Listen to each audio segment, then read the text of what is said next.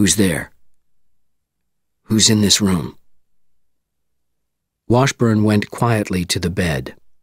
He did not want to make a sudden noise or movement that could cause his patient new psychological damage. The next few minutes would be as important as the surgery that he had performed on the man many times during the past month. "A friend," he said softly. "You speak English. I thought you would. How do you feel?" "I'm not sure."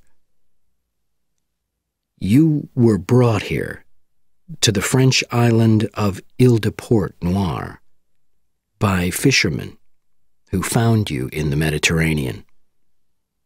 You'd been shot many times. I'm a doctor. Your doctor. My name is Jeffrey Washburn.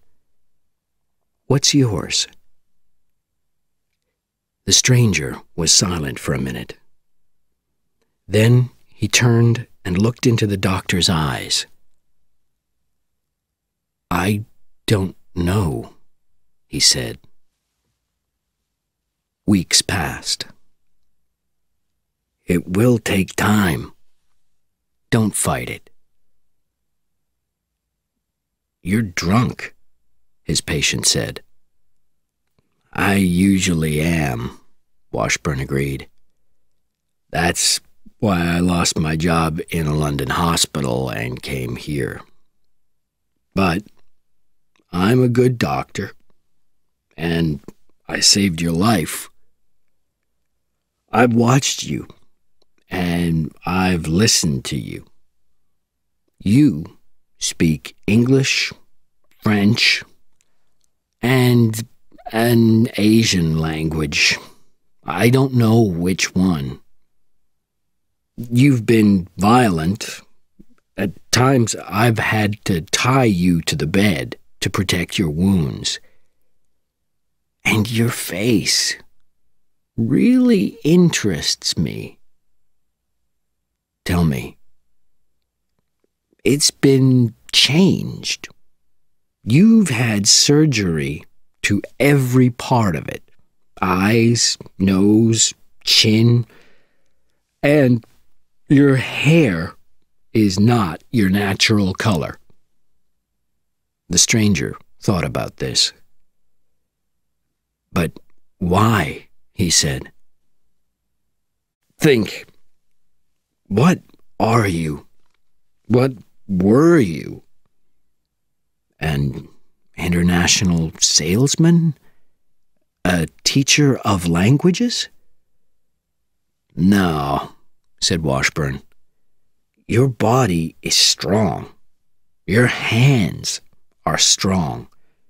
But you're not a builder or a fisherman. You have a good mind and wide knowledge. When you were unconscious, you talked of places that I've never heard of. What else have you learned about me? I had to be sure that your mind was strong enough to accept this." Washburn held up a small square of plastic. "I found this piece of film under your skin. It says, Die Bankgemeinschaft, 11 Bahnhofstrasse, Zurich, 07-1712 014260. Bank details? Exactly. The numbers are in your handwriting. They're your signature for an account at a bank in Zurich." More time passed. "There are no rules," the doctor told him. "Amnesia can be physical, from a head wound, or psychological. I think for you, it's both. Your mind is protecting itself. But we're making progress. We're finding out what you do best. He opened a closet and took out a gun. Take this to pieces. He threw it to the other man. The patient looked at the gun. Then his fingers started moving, and in seconds, the gun was in pieces. You see? You have experience, a lot of experience, of guns. You're a professional, but not, I believe, a soldier. I'm thinking of the surgery to your face. Your skills and your normal behavior will slowly come back to you.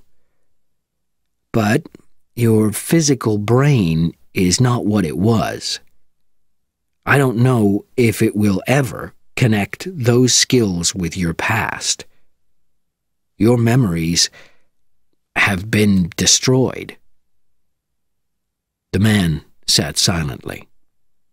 Then he said, "The answer's in Zurich." "Yes. You're strong enough now. I've made arrangements. There's a boat here from Marseille. The captain will leave you on a beach outside the city." The man with no memory looked at him. "So, it's time." "It's time. I know what you're feeling. A sense of helplessness, because until now, I've been your guide. But you're not helpless, believe me. You will find your way.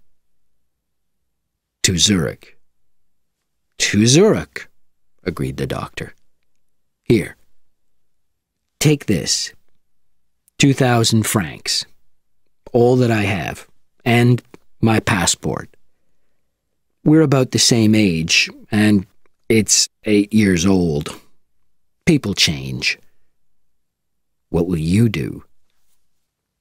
"I won't need it if I don't hear from you. If I do, you'll help me leave here. Not just with money, but in ways you can't imagine. You're a good man. I think you are too, as I've known you. I didn't know you before. I can't judge the man you were." There were no lights on the French coast. The captain pointed to a small beach. "We can't go closer. You'll have to swim from here." "Thank you for helping me." "Don't thank me. When you were brought in from the storm, 3 of my men were also hurt on my boat. The doctor helped them.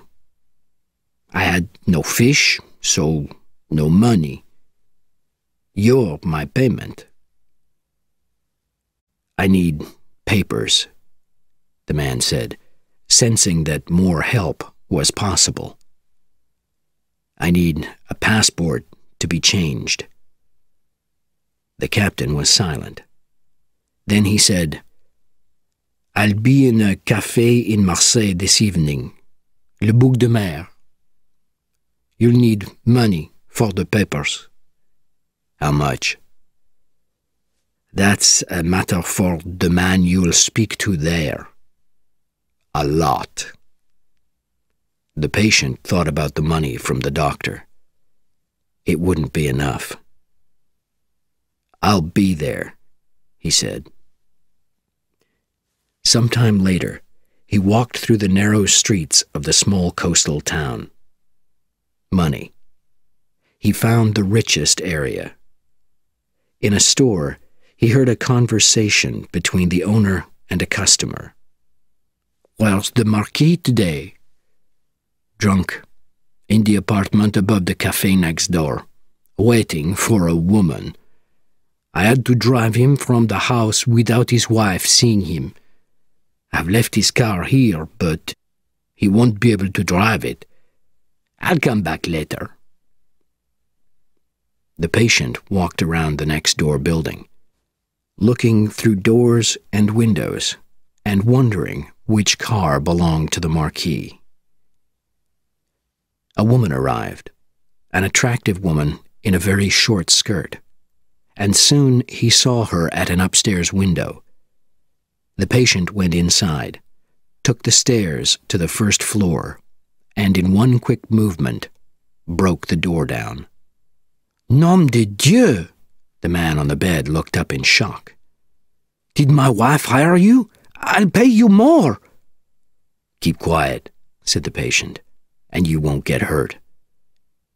He quickly put on the Marquis's expensive clothes and took his money, watch, and car keys.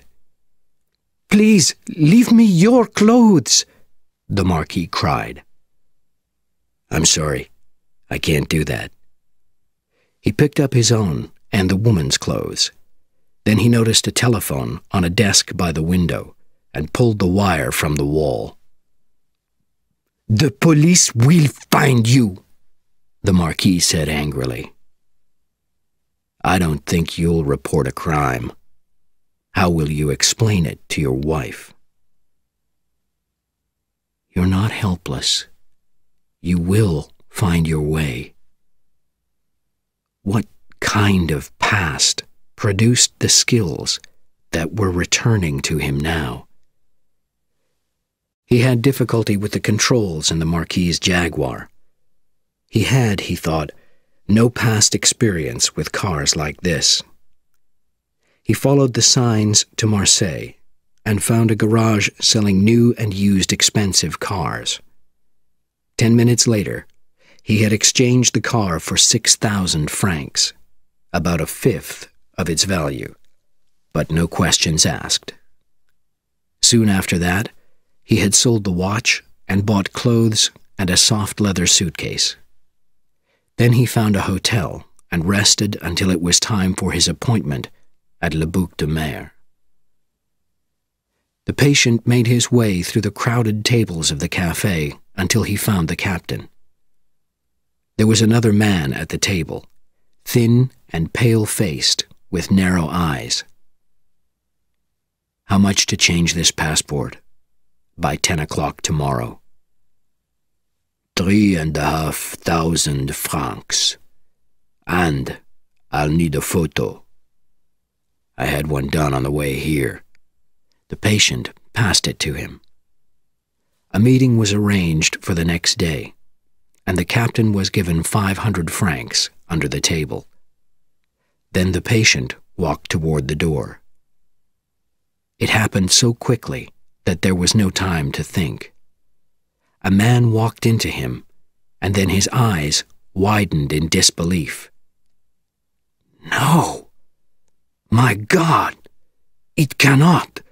You're dead!" The patient's hand seized his shoulder. "I lived. What do you know?" The other man's face was red and angry. He pulled out a knife. "I'll finish it now," he said. The man with no memory brought his other hand down hard and kicked with all his strength. His attacker fell back, and the knife was seen by the people around them. "Take your argument outside, or we'll call the police." The patient could not move in the crowd. His attacker ran, holding his stomach, out into the darkness of the street. He thought I was dead.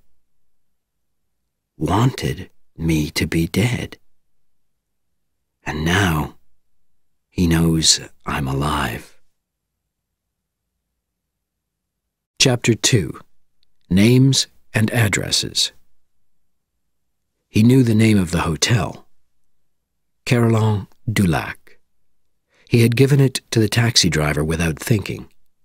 He knew the reception area and the big glass windows that looked out over Lake Zurich. He had been there before. "It's good to see you again, sir," the receptionist said. "But I don't know you." I don't know me. Help me, please. Thank you, he said. I've hurt my hand. Could you fill in the form for me, and then I'll try to sign it? The patient held his breath. Of course, sir. The receptionist completed the form, then turned it around for the signature. Mr. J. Bourne, New York, New York, USA. He stared at it. He had a name. Part of a name. J. Bourne. John? James? Joseph? He signed. The receptionist bent forward. The usual conditions, sir? You will be informed of any calls or visitors, but only calls from your company should be put straight through to your room. Treadstone 71, if I remember correctly. More information. Another name. He had a country, and a city, and a company that employed him. Or that had employed him. And he was protected from unwanted visitors. That's correct. Thank you. Upstairs in his room, he called the New York operator. Her words were quite clear. We have no telephone number for a company of that name, sir. He put the phone down. Might Treadstone 71 be a code, a way of reaching Mr. J. Bourne of New York City? He left his room and walked into the street. His feet seemed to take him on a route that he knew. And then there was the Gemeinschaft Bank. He entered through the heavy glass doors and was directed to a first-floor receptionist. Your signature, please, the man requested, passing him a form. He looked and understood. No name was needed this time, just the number of the account. He wrote out the numbers and was shown to a private room. The door will look behind you, the receptionist told him. It is usual for holders of special accounts to telephone before they come. I knew that, Washburn's patient lied, but I'm in a hurry. He walked inside, heard the door lock, sat down, and waited. Finally, another metal door opened. A bank officer introduced himself as Herr Apfel and invited the visitor into his office. The signature was requested again, and within minutes the receptionist entered with a black metal container. May I unlock the box? Herr Apfel asked. Please do. Open it. The banker looked shocked.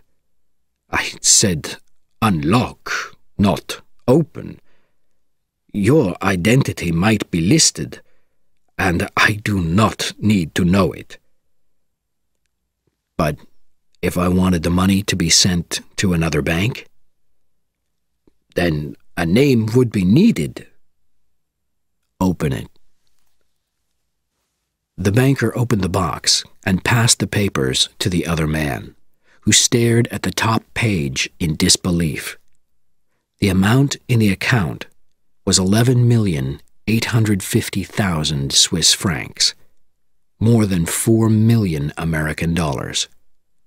How? Why?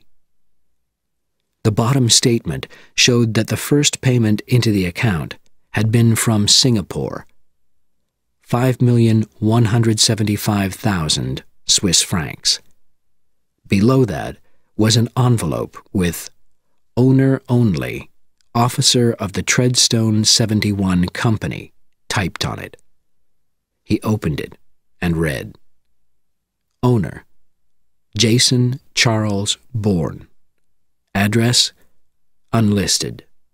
Nationality, American. Jason. He felt a pain in his stomach, a ringing sound in his ears.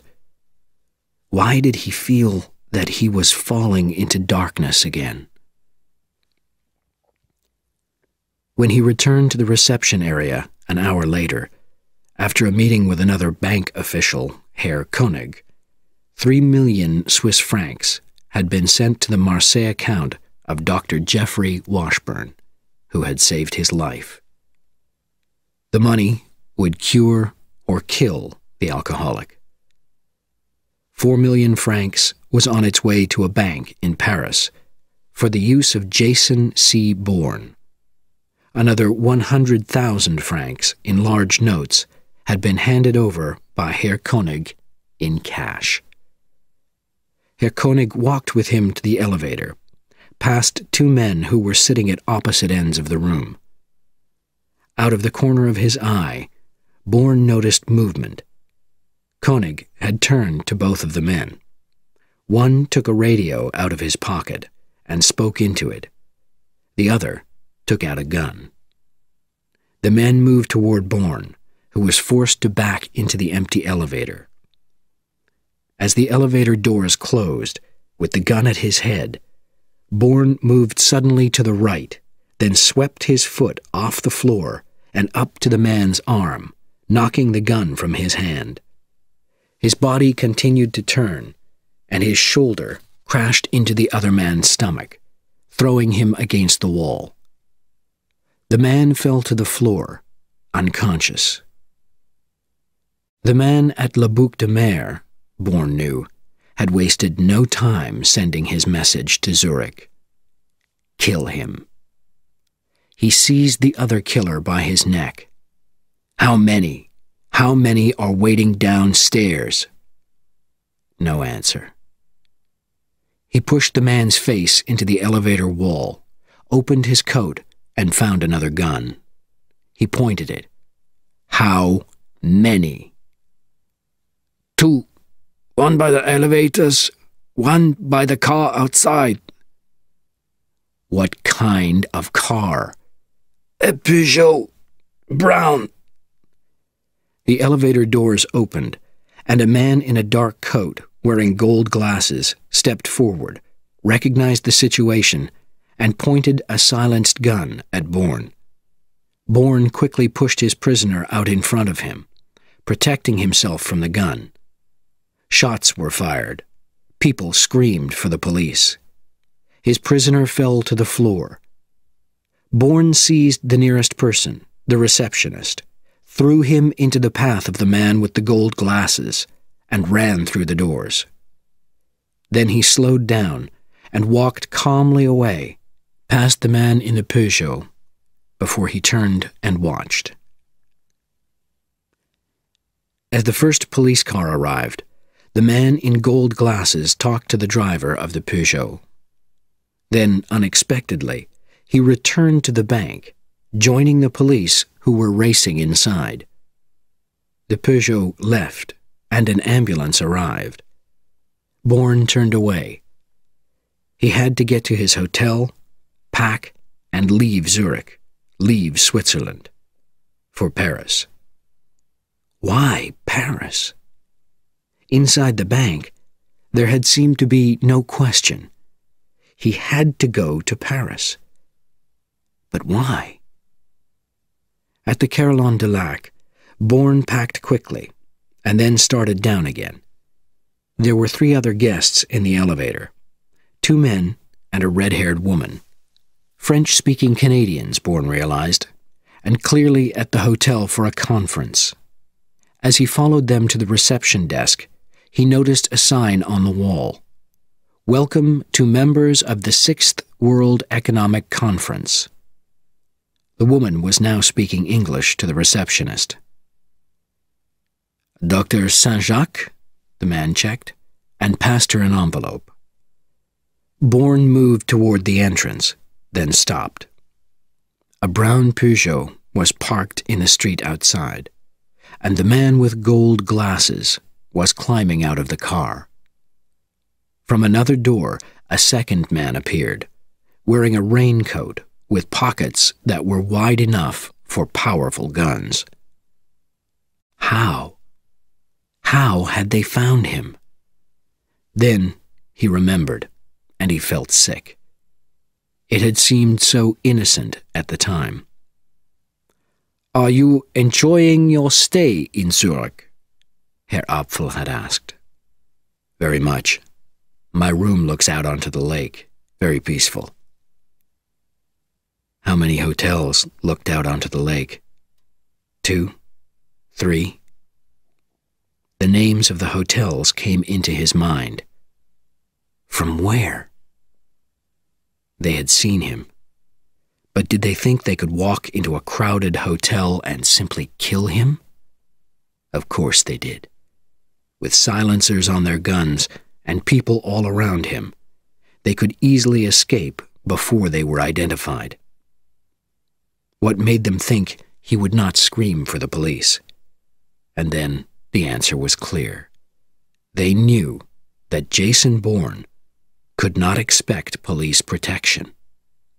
Why? He turned and saw the red-haired woman still reading her message. He looked back at the entrance. The killers were moving through the crowd toward him.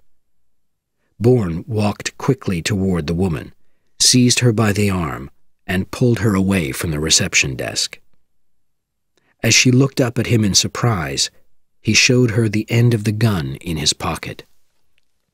"I don't want to frighten you," he said quietly, "but I have no choice. Take me to your conference room." Surprise had turned to shock. "You can't." "Yes, I can."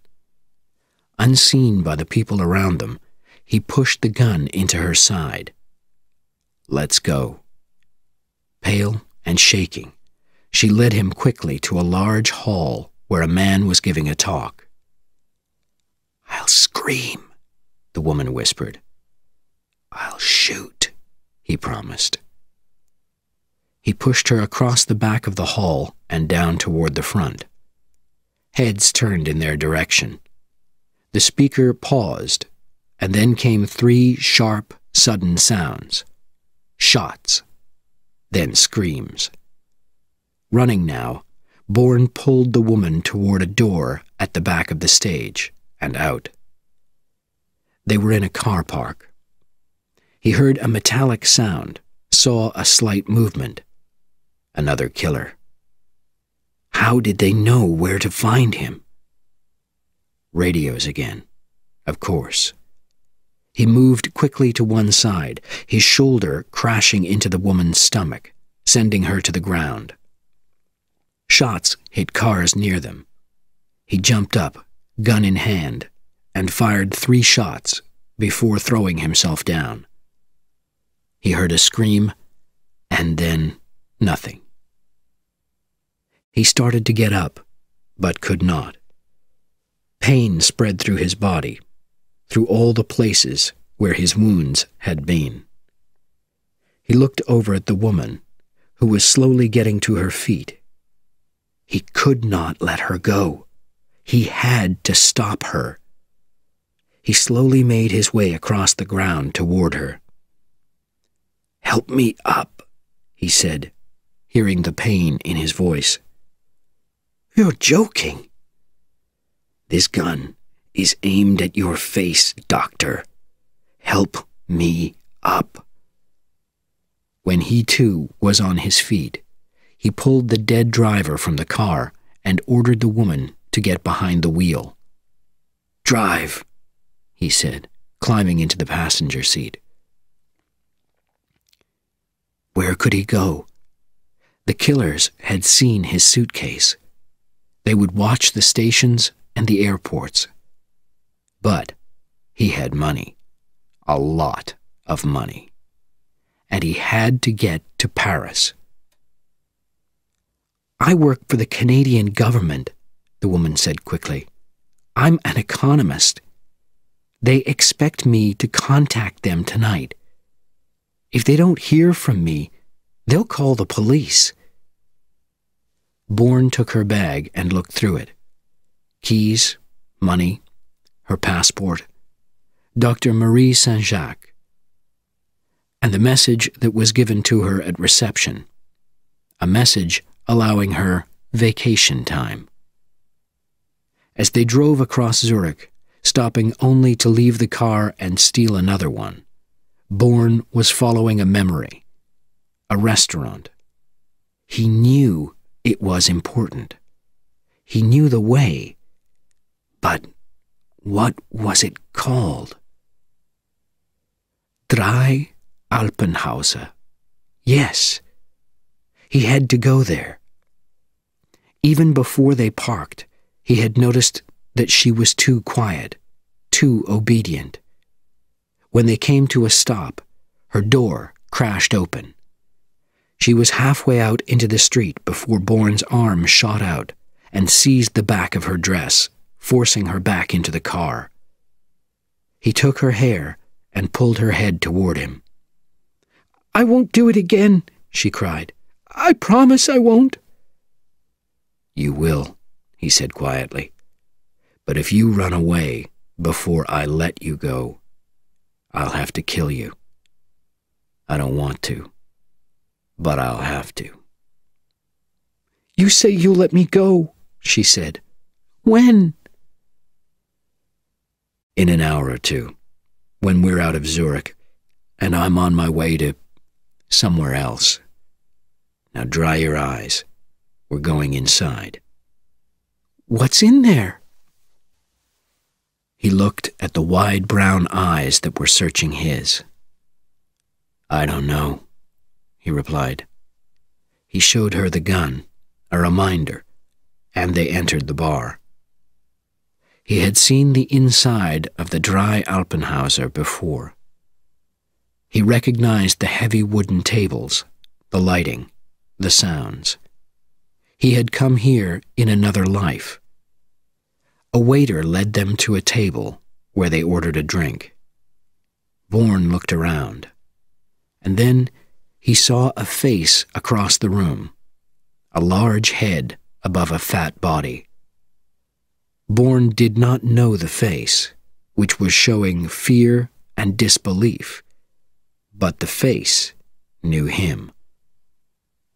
The fat man walked uncomfortably over to their table. "Why are you here?" he asked. "I did what I was told to do. I gave you the envelope. I told no one about you. Have others spoken? I saw the police offer of a reward for information about you, but I did nothing. The police have not come to me. If they did, you know, others would follow. My wife, my children. I've said nothing, done nothing." "Has anyone else? Tell me. I'll know if you're lying." "Czernak is the only contact of yours that I know. He passed me the envelope. You know that. But he wouldn't say anything." "Where is he now?" "Where he always is. In his apartment. On Löwenstrasse." "What number?" "You're testing me." The fat man stared at him in fear. 37. "Yes, I'm testing you. Who gave the envelope to Czernak? What was in it?" "I have no idea who gave it to him. In it? Money, I guess. A lot of money. Now please, let me go. Get out of here." "One more question," Bourne said. "What was the money for?" The fat man was shaking now. "No one told me, but every day I read the newspapers. 6 months ago, a man was killed." Chapter 3. Trained to Kill. They followed directions to Lowenstrasse. Marie was silent now, holding the wheel tightly. Bourne watched her and understood. A man was killed. Jason Bourne had been paid to kill. The police had offered a reward. Others would follow. How many people were looking for him? Who were they? When would this end?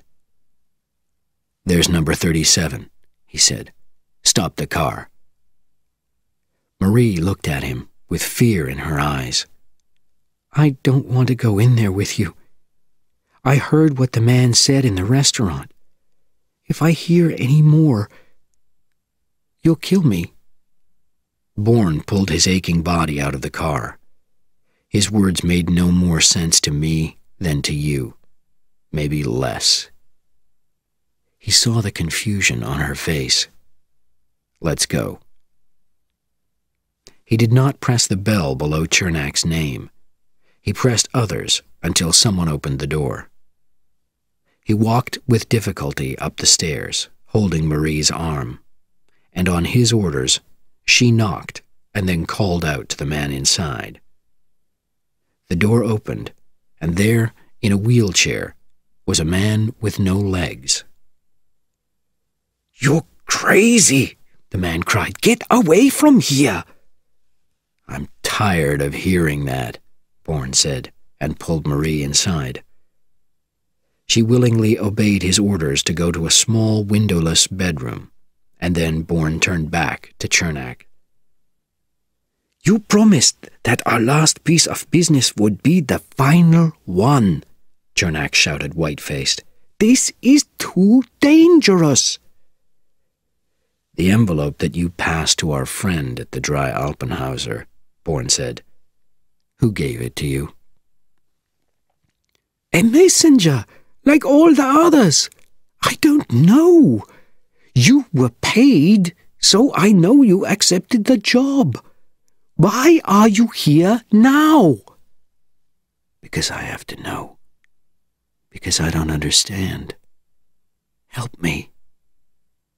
He suddenly noticed Chernak's hand moving toward a bag hanging from his chair.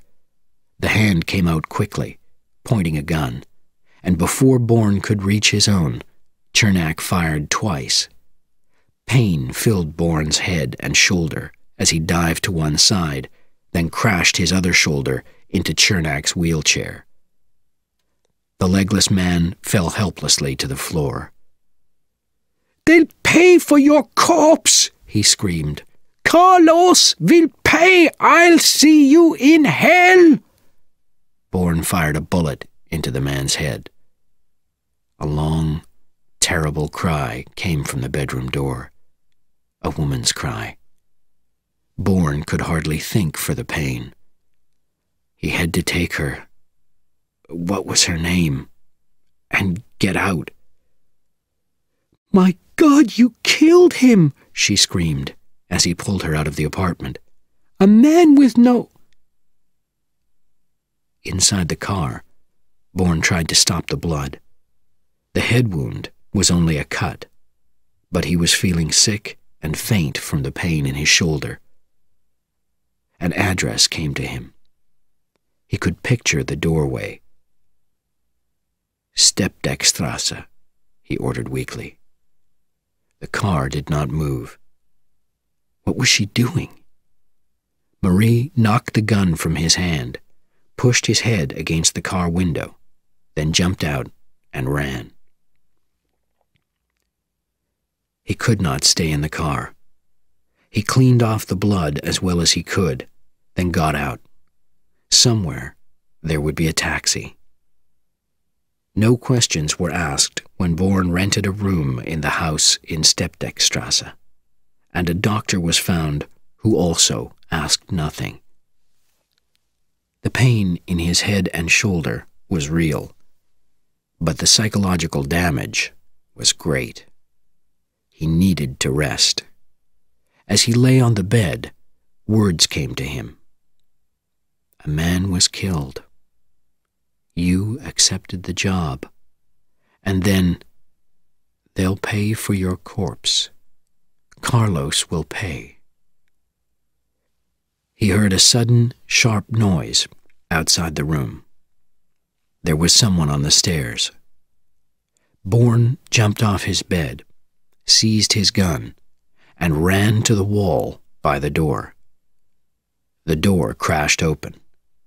He pushed it back, throwing all his weight at it, then pulled the door open and kicked up at the man's head. Then, taking the man by the hair, he pulled him inside. A gun fell to the floor. Bourne closed the door and listened. No sounds outside. He looked down at the unconscious man. Was he a thief? A killer? Police? Had the owner of the Steppdeckstrasse house decided to earn the reward? He searched the man's pockets and found cards and licenses in different names. He was a killer, a professional. Someone had hired him. Who knew that Bourne was there? The woman? Had he spoken the address? He could not remember. He took the papers, put the gun in his pocket, then tied the unconscious man to the bed. Then he walked quietly and painfully down the stairs. The next doorway, he guessed, and he was right. He turned toward it and fired, hitting the second man in the leg. "Is there anyone else?" he asked, with his gun at the man's head. "No, only two of us. We were paid." "Who by?" "You know." "A man named Carlos?" "I will not answer. Kill me first." "Give me your car keys." The man tried to push Bourne away. Bourne brought the end of the gun down on his head and took his gun and keys. He hoped he would be able to drive. He found the car and tried one key after another. Which was it? Suddenly, a powerful light burned his eyes. "Get out." It was the man with the gold glasses. Behind him, a woman was led toward the car. "That's him," Marie Saint-Jacques said softly. "So, this is what you look like," the Swiss man said to Bourne. "We have had so many descriptions." "I'm happy to help the police, but I'd like to make my statement now, whatever you need, and go back to the hotel, please," Marie said. The Swiss man looked up, and a second, larger man seized her arm. She stared at them, and then at Bourne, suddenly realizing. "Let her go back to Canada," Bourne said. "She works for the Canadian government, and you'll never see her again." "She has seen us," the Swiss man said. "There are rules." He turned to the larger man. "Take her in the other car, to the Limmat." Bourne froze. Marie's corpse was going to be thrown in the Limmat River. "Scream!" he shouted. She tried, but her scream was cut off by a blow to her neck, and she was pulled unconscious toward a small black car. As the car drove away, Bourne felt sick. It was his fault. He had killed her. "You were at the bank," he said. "You know I have money. Why not take mine?" "Money is only useful if you have time to enjoy it," the Swiss man said. "I wouldn't have 5 minutes." He took the gun from Bourne's pocket and brought it down hard on Bourne's hands. "My fingers! They're broken!" Bourne screamed. But he had quickly covered his right hand with his left.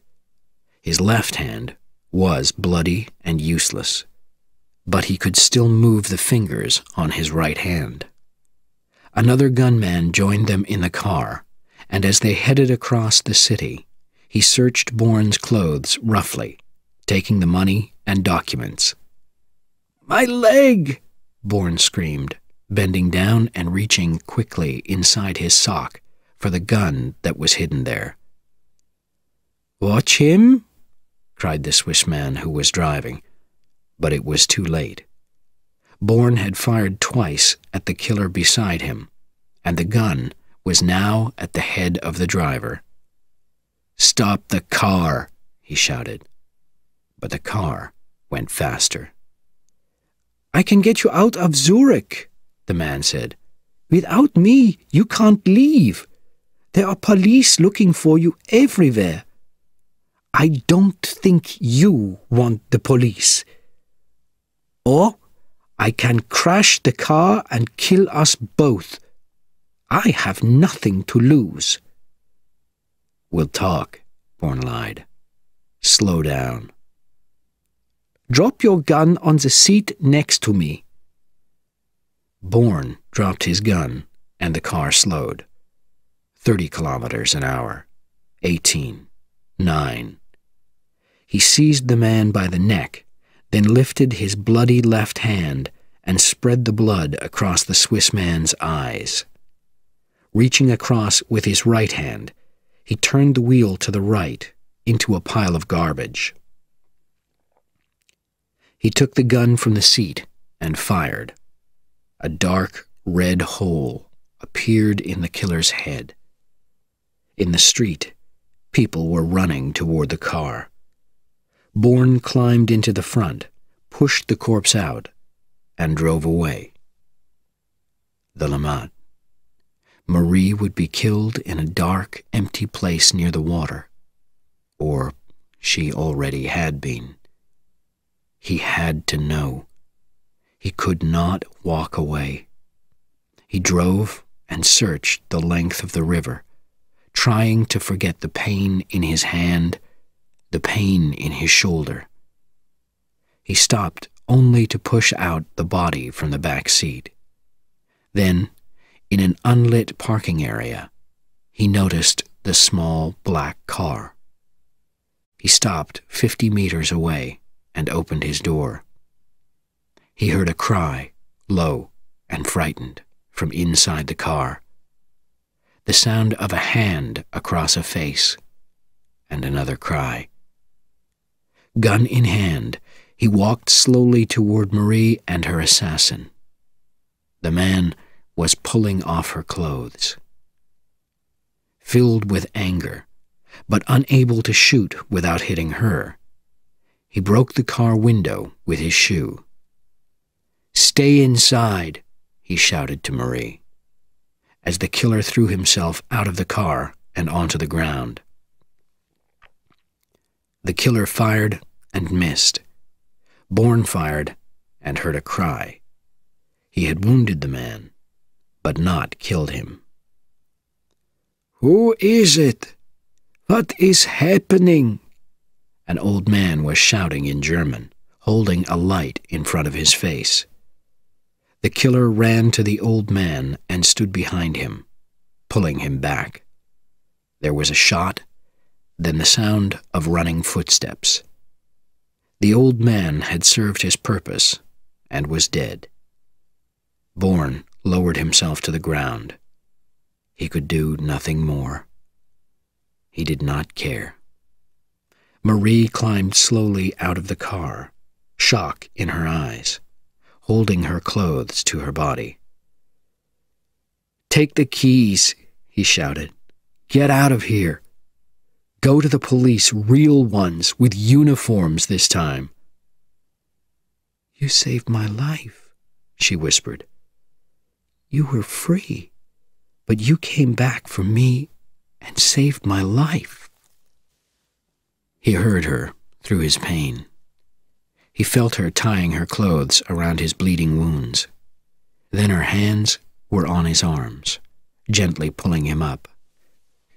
As she helped him into the car, he could feel himself falling into unconsciousness. "Can you hear me?" Marie's voice asked. "You're hurt, quite badly, but a doctor has seen you and you don't need to go to the hospital. A week's rest will be enough." "Where are we?" "In a village called Lenzburg, 25 kilometers from Zurich." "How?"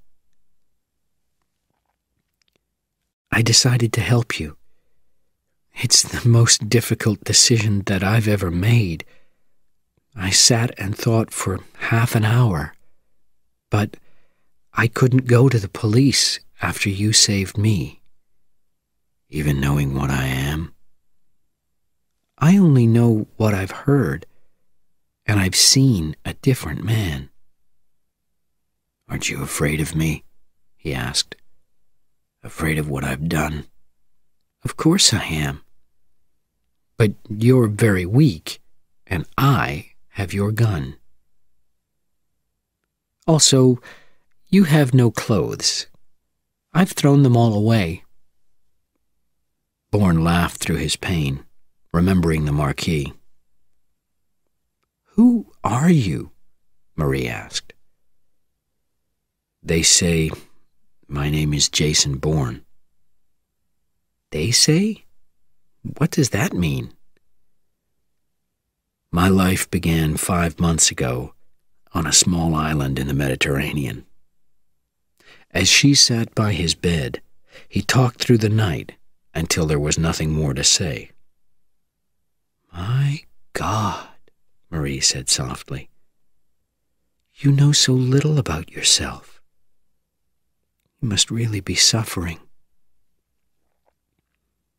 "How can you think about my suffering after what I've done to you?" he answered. "They're separate, independent of each other. Outside Chernak's apartment, you said something about the fat man's words making no more sense to you than to me. I thought you were crazy, but now I understand. Why didn't you tell me before that Chernak tried to kill you?" "There wasn't time before, and it didn't matter." "It mattered to me. I thought you killed a defenseless man. The man with the gold glasses, the one who told me that he was a policeman, said that you were a professional assassin who must be stopped. But you were running for your life, are running for your life. And you're not a killer." Bourne took her hand. "But there were envelopes filled with money, which I accepted. There were millions of dollars in a bank account. And you've seen my skills." He stared at the ceiling, the pain returning. "Those are the facts, Marie. You should leave." "You don't have facts," she said. "I'm not a fool, but your facts come from the mouths of killers. And that bank account can be inspected by a company called Treadstone 71. That doesn't sound like the employer of a hired killer. I don't know what I believe, but I do know that I was going to die, and you came to save me. I believe in you. I think I want to help you." Chapter 4. Following the Money. During the daylight hours, Marie arranged for clothes, meals, maps, and newspapers. She also drove the stolen car 15 kilometers away and left it, returning by taxi. Bourne used the time for rest and exercise to strengthen his damaged body.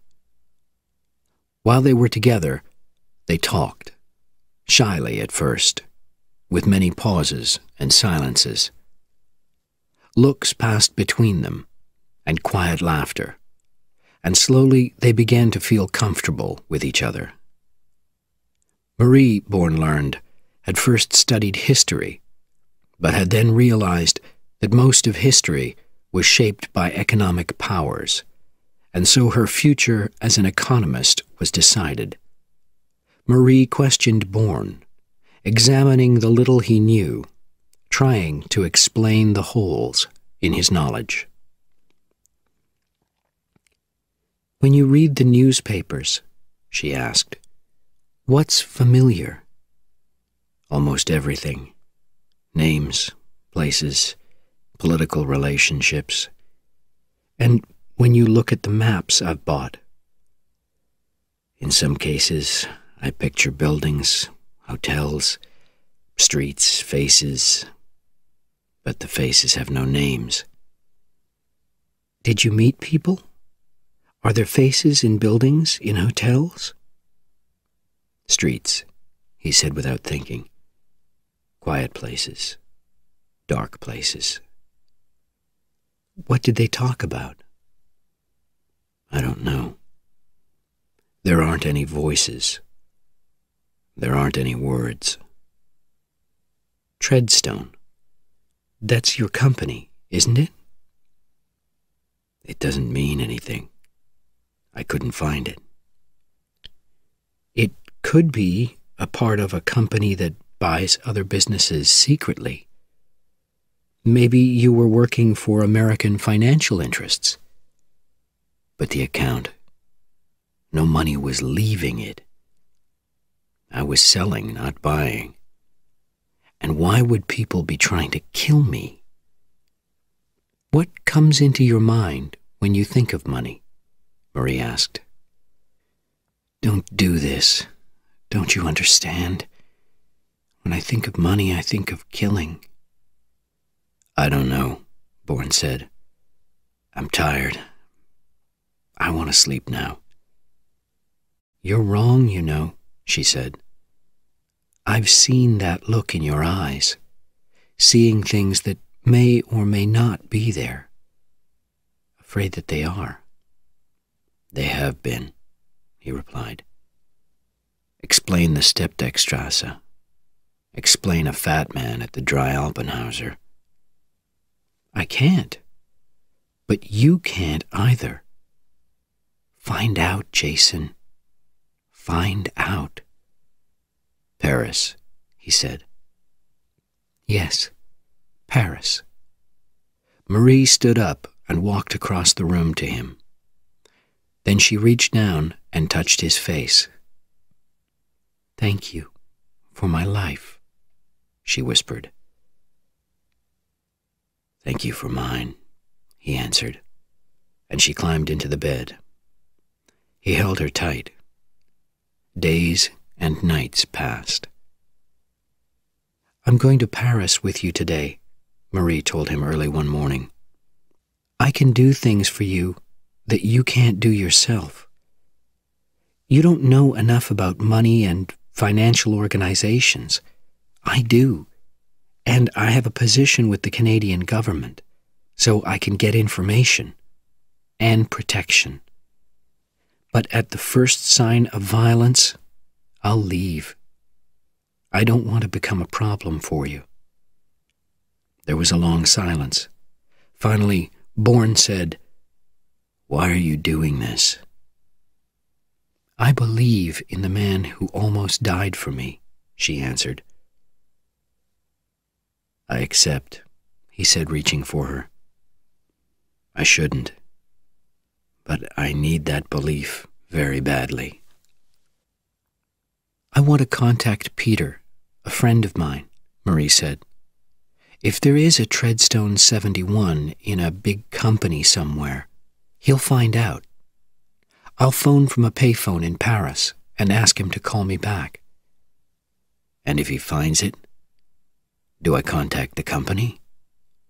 "Yes, very carefully, and through another person. Me, if you like. They haven't contacted you in 6 months. All that money was left in Zurich, untouched. Have they walked away from you?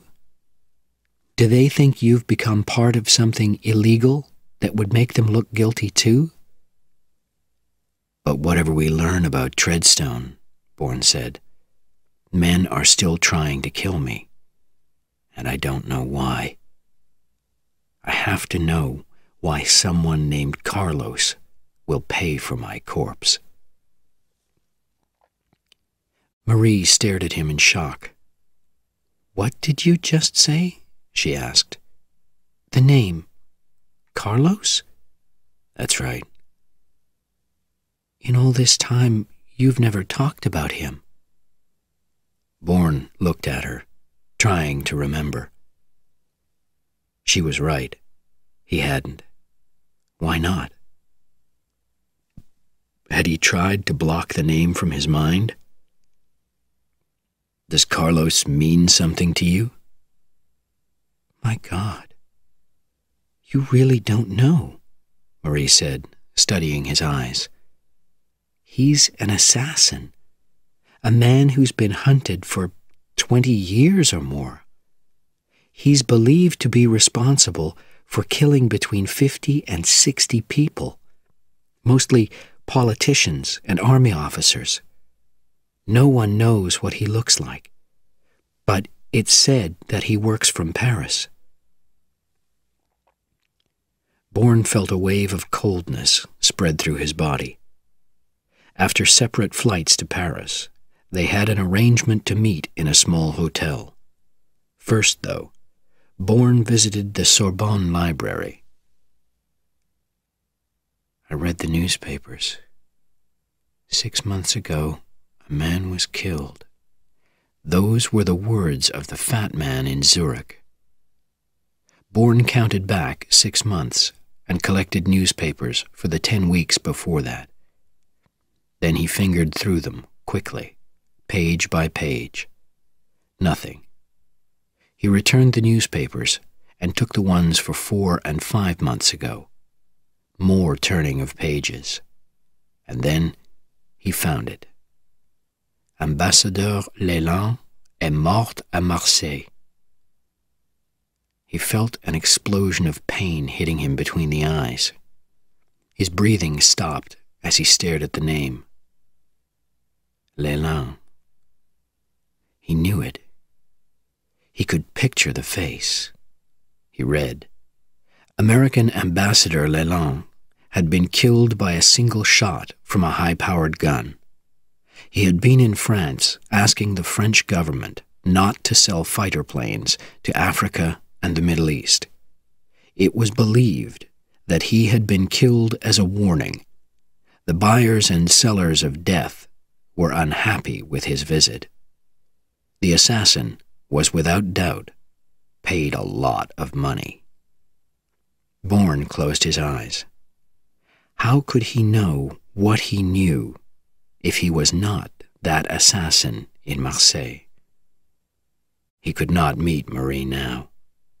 She had been wrong, and his worst fears were real. He looked at the date of the newspaper, Thursday, August 26th. Something was wrong. Washburn had told him again and again, trying to help him remember. You were brought to my door on the morning of Tuesday, August 24th. He was not in Marseille on the 26th. He had not killed Leland. Filled with happiness, he looked at his watch. It was time to find Marie, to reach her and hold her, and tell her that there was hope. In the room of their small hotel, Marie changed Bourne's hair color from dark to fair, and he put on thick brown glasses. They formed a plan, and then went to the bank where Bourne's money was now sitting. Marie went inside, while Bourne stayed outside at a payphone. He rang the bank's number and asked for foreign services. He gave his name and the name of the bank in Zurich and asked to speak to a bank official. He then explained to a Monsieur Damacourt that he needed to know whether the millions of francs had reached the bank. "I am afraid," Damacourt explained, "that I cannot give that kind of information to a stranger on the telephone. I suggest that you come to the bank. My office is on the ground floor." Bourne agreed to be there in half an hour, then ended the conversation. Seconds later, the telephone rang. "His name's Damacourt, ground floor office," he told Marie. "I'll find it," she said. She was soon standing near the office. Would it happen? Was she right? It happened. There was sudden activity as Damacourt's secretary rushed into his office, returning seconds later to call a number and speak, reading from her notebook. 2 minutes later, Damacourt appeared at his door, questioned the secretary, and returned to his room, leaving the door open. Then another man arrived with a small black case and entered the room. A light appeared on the secretary's telephone. Damacourt was making a call. Jason Bourne's account had secret instructions with it. The phone call had been made. From his position at the payphone, Bourne saw 3 men hurrying up the street to the bank, and one of them he had seen before, in Zurich. Bourne phoned the bank again and explained that his plans had changed. He had to go to the airport and fly to London. Monsieur Damacourt should keep the account information in his office. Bourne would visit him the following day. At the end of the working day, Marie pointed out Damacourt as he left the bank, then returned to the hotel.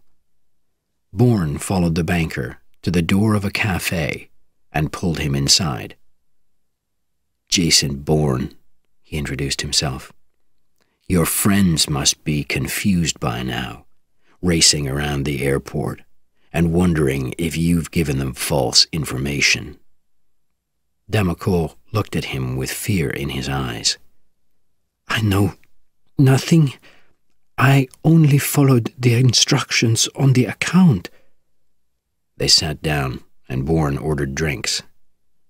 "Tell me," he said. "The instructions came from the Gemeinschaft Bank.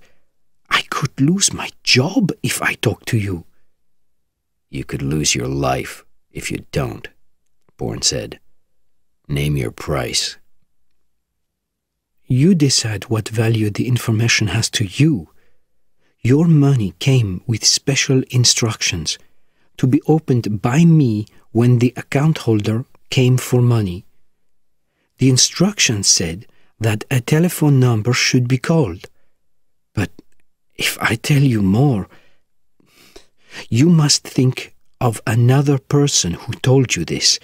The information cannot come from me." "I know a man," Bourne said, "a criminal at the Gemeinschaft. His name is Koenig." "I'll remember that." Damacourt wrote down a Paris telephone number. Then he added, "But there was another number before that, a number in New York that had been cut out. Only the area code was still there, and this one had been put in its place." "How valuable are you finding my information?" "The price could be 5 figures, Bourne told him. "Then I shall continue. I spoke to a woman who gave me no name. She told me only that you were a dangerous man and must be kept in my office until a man arrived. He needed to see you. The man came, and I told him that you had changed your plans. That's all." "Who are you, monsieur?" Someone who must pay you a lot of money, Bourne said thoughtfully. So, how now do we get our money? There is a way. Forms completed and your identity checked by a lawyer. I do not have the power to stop that. Of course, I would have to make the phone call, but maybe only after I had signed the other papers on my desk. I do know a suitable lawyer.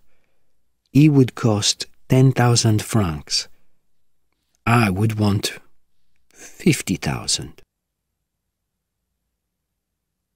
So the account in Zurich was opened with those special instructions, Marie said thoughtfully.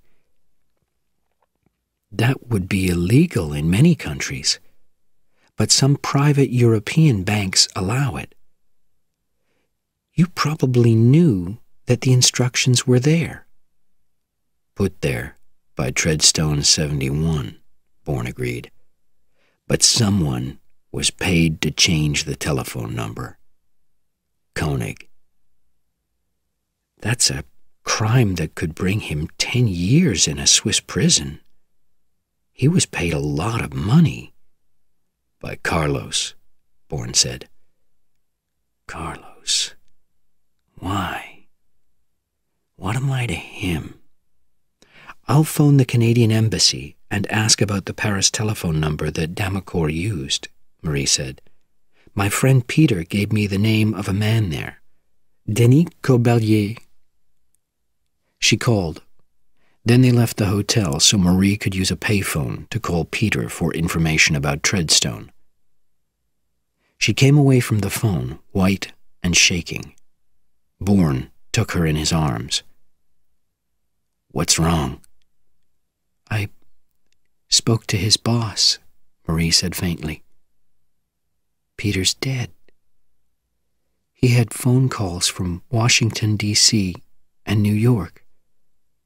Then he went to meet someone at the airport. On the way, he was shot in the throat. Peter, oh, what have I done? You have done nothing. Bourne could hardly breathe. A bullet in the throat. It was Carlos. Chapter 5. The Man is Cain. In a small bookstore, they found 3 old magazines with stories about Carlos. Bought them and returned to the hotel. Minutes passed as they read, and then Marie sat up straight. It's here, she said, with fear in her face and her voice. Listen. It is believed that Carlos and his soldiers commonly punish people by shooting them in the throat, leaving them to die in terrible pain. The punishment is for disloyalty or a refusal to give information. Marie stopped, unable to continue. He refused to tell them about me, and he was killed for it. She stared at Bourne. But you knew about the gunshot in the throat. You said it. I said it. I knew it. I don't know how. Am I one of Carlos's soldiers? Did I break the code of silence or loyalty? Is that how— Stop, Marie shouted. You are you. Don't take that away from me. Test me, Bourne said unhappily. Take another of these magazine stories about Carlos and give me names from it. Let's see if I can tell you anything. Marie looked at him, then picked up another magazine and looked through it. Beirut, she said. Embassy, he answered. CIA chief shot in the street, $300,000. Her voice shaking, Marie continued. Novgorod? A Russian training school for spies. He spent time there. Tehran? 8 killings. $2 million. Paris, Marie said quickly. All contracts are agreed in Paris. What contracts? Whose contracts? The contracts. Killings. Carlos's. Carlos? Then they're his contracts, his killings, not yours. But I know all this without reading the stories. What are you trying to tell me? You're Carlos? God, no. Carlos wants to kill me, and I don't speak Russian. The only explanation is that I was with him and I left him. That's why I know too much about him to live. Marie thought about it. There's a problem with that, she said slowly. Why haven't you just taken the money, all that money, and gone somewhere safe? Why don't we do that now? Stop it, Bourne cried. I can't run. I have to know. Marie took him in her arms. I know, and I want to help you. At the lawyer's office, arrangements for receiving the money went smoothly after Bourne increased the amounts that would be paid to both the lawyer and Damacourt. A messenger would carry the money from the bank in a leather case at 2:30 that afternoon and meet Bourne at 3 on a bridge over the River Seine. We understand, Marie told the lawyer finally, as Bourne's financial advisor, that the special instructions with the account must be followed, but the timing must be to Monsieur Bourne's advantage. If not, I would have to report unacceptable activities that I have witnessed in the banking and legal professions here. Back in the hotel, Bourne checked his gun while Marie phoned the Canadian embassy and spoke to Denis Cobelier. That's strange, she said after their conversation. He didn't know about Peter. He did find out about the telephone number that Damacourt gave you, though. It's a private line belonging to a fashion house called Les Classiques. It's a store, really, but all the clothes are designed by a man called René Bergeron. By 2:15, Bourne was sitting in a taxi opposite the bank when a van drove out of the car park and parked in front of him. 15 minutes later, a man left the bank with a leather case and climbed into the van. Follow that truck, he told the taxi driver, but keep 2 cars behind it. The driver looked worried. I work for the bank, Bourne explained. I need to watch the truck. When the van stopped in traffic in a small street, he jumped out and ran to the van door, gun in hand. He shouted the code words through the door and ordered the van to stop. I've been told to meet you at the bridge, monsieur, the van driver said, opening his window slightly. Bourne heard the low voice of a man in the passenger seat. It must be at the bridge. We have orders. And then another man. The messenger? I want to keep my job. I'm getting out. The messenger stepped out into the street, and Bourne threw himself against the door, knocking the second man back inside.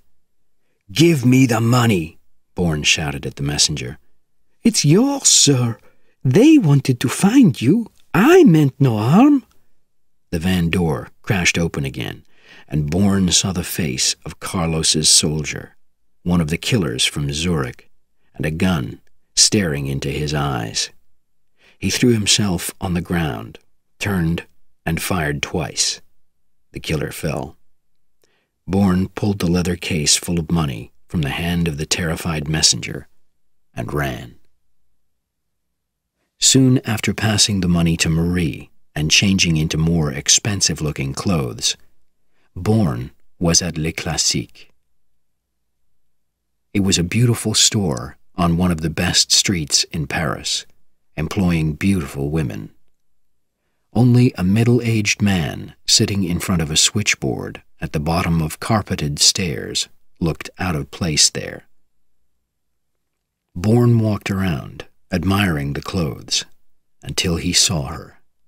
It had to be her, a tall, cold-looking older woman who was walking down the stairs. Immediately, Bourne started to play the part of a rich man choosing the most expensive clothes for his girlfriend. The woman looked interested, and she waved the younger assistants away. "You have good taste," she told him. "These are some of our designer's finest works." "I'll take these 3, he told her, "and maybe you could choose a few more similar ones. I've had a long flight from the Bahamas, and I'm very tired." "Would monsieur like to sit down?" "A drink would be nice," he replied, "and I'll pay cash." A smile appeared, but did not reach the woman's eyes. "Then why not have that drink in my office? It's private, and I shall bring more clothes for you to look at. I am Jacqueline Lavier, manager and partner in Les Classiques." She held out her hand. "Thank you," Bourne said, taking it, but not offering a name. He was sure that the woman in front of him was the carrier of messages of death. They went upstairs. On the 7th step, Bourne paused. Below him, the middle-aged man was speaking on the telephone. The back of his head, the way his hair fell over his ear. Bourne had seen that man before. Explosions, darkness, and then sudden light. Where was it? Why was his head again filled with pain? "I see that you are interested in our switchboard," Madame Lavier said. "When a customer phones Les Classiques, the telephone is answered by an educated man with a full knowledge of all our products. Gentlemen especially like that." They reached the office, and Bourne was given a drink before Madame Lavier left him to find more clothes. Bourne looked quickly at the desk.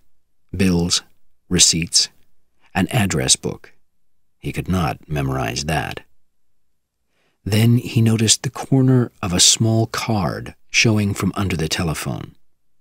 He moved the telephone to one side. There were 2 telephone numbers on the card, one for Zurich, the other clearly Paris. He stared at them, memorizing them, then moved the telephone back. He was sitting comfortably again, his drink in his hand, when Madame Lavier returned with a thin-lipped man of uncertain age. Both were carrying boxes. "This is our designer, René Bergeron," Madame Lavier introduced him.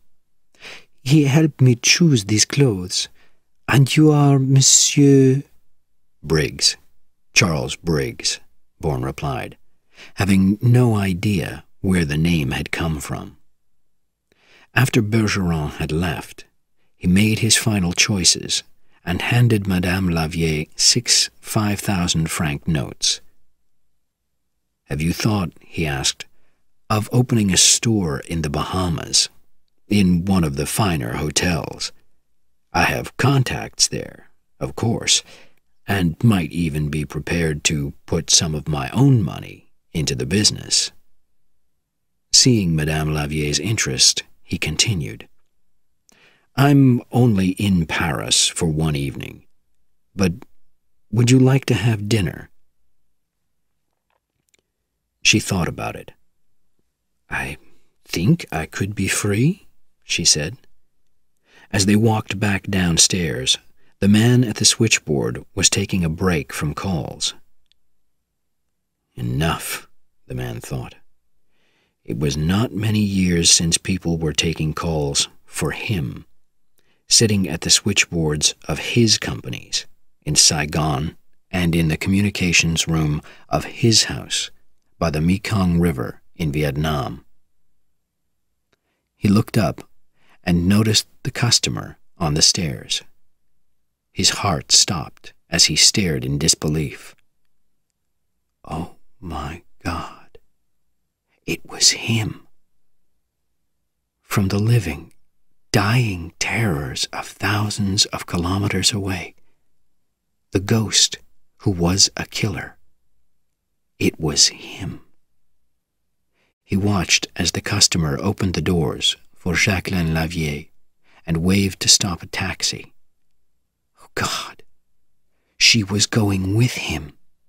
He raced upstairs and into Bergeron's office.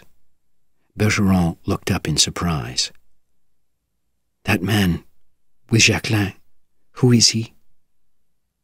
Probably the American, a man called Briggs. Where did they go? She left with him? She's always been a wise woman. Find them. He'll kill her. What? It's him. That man is Cain. Far away from Paris, in Washington, D.C., a group of 4 high-level officials and a politician were also discussing Cain. Our information is that he was in Brussels, not Zurich, 10 days ago, said an officer of the CIA. A man was killed there, and the method was Cain's. But we have a report from Zurich, restated an army officer from the Pentagon. 4 men were killed there, including a man called Chernak. He is, without doubt, connected to Cain. Cain used him for payments for his kills. My worry is that too many recent assassinations are being blamed on Cain, said the third man. What happened to Carlos, the most skilled assassin of our time? We shouldn't forget him, but Carlos's time has passed. David Abbott belonged to the secretive special group of 5 men who were responsible for the country's relationships with foreign powers. Cain is the new man. We must use all our informants, ask for the help of all European police forces, and catch him now. There have been too many killings. It has to stop. The only politician in the room was looking confused. I've been listening to you discussing an unbelievably dangerous professional assassin. My question to you is, who is he? Who is this Cain? The silence lasted for seconds, while eyes found other eyes and saw agreement. He's a professional assassin, and his skills are for sale, the CIA man told him. We can be certain of 38 killings that he is responsible for, and 12 to 13 more, many of them the deaths of other killers, are probable. For a few months recently, we thought that he too had been killed. But you don't know who he is, the politician asked. You have informants. They must know something. No 2 descriptions have been the same. We do know that he holds meetings at night, in dark rooms or streets. He speaks English and French and Vietnamese. You know more. The politician moved forward in his chair. You know where he came from. From Southeast Asia, we believe from Operation Medusa. The CIA officer pointed at an envelope on the desk. These are the Medusa papers that might have information about Kane. Medusa was a very dangerous secret operation behind the enemy lines during the Vietnam War in the late 1960s.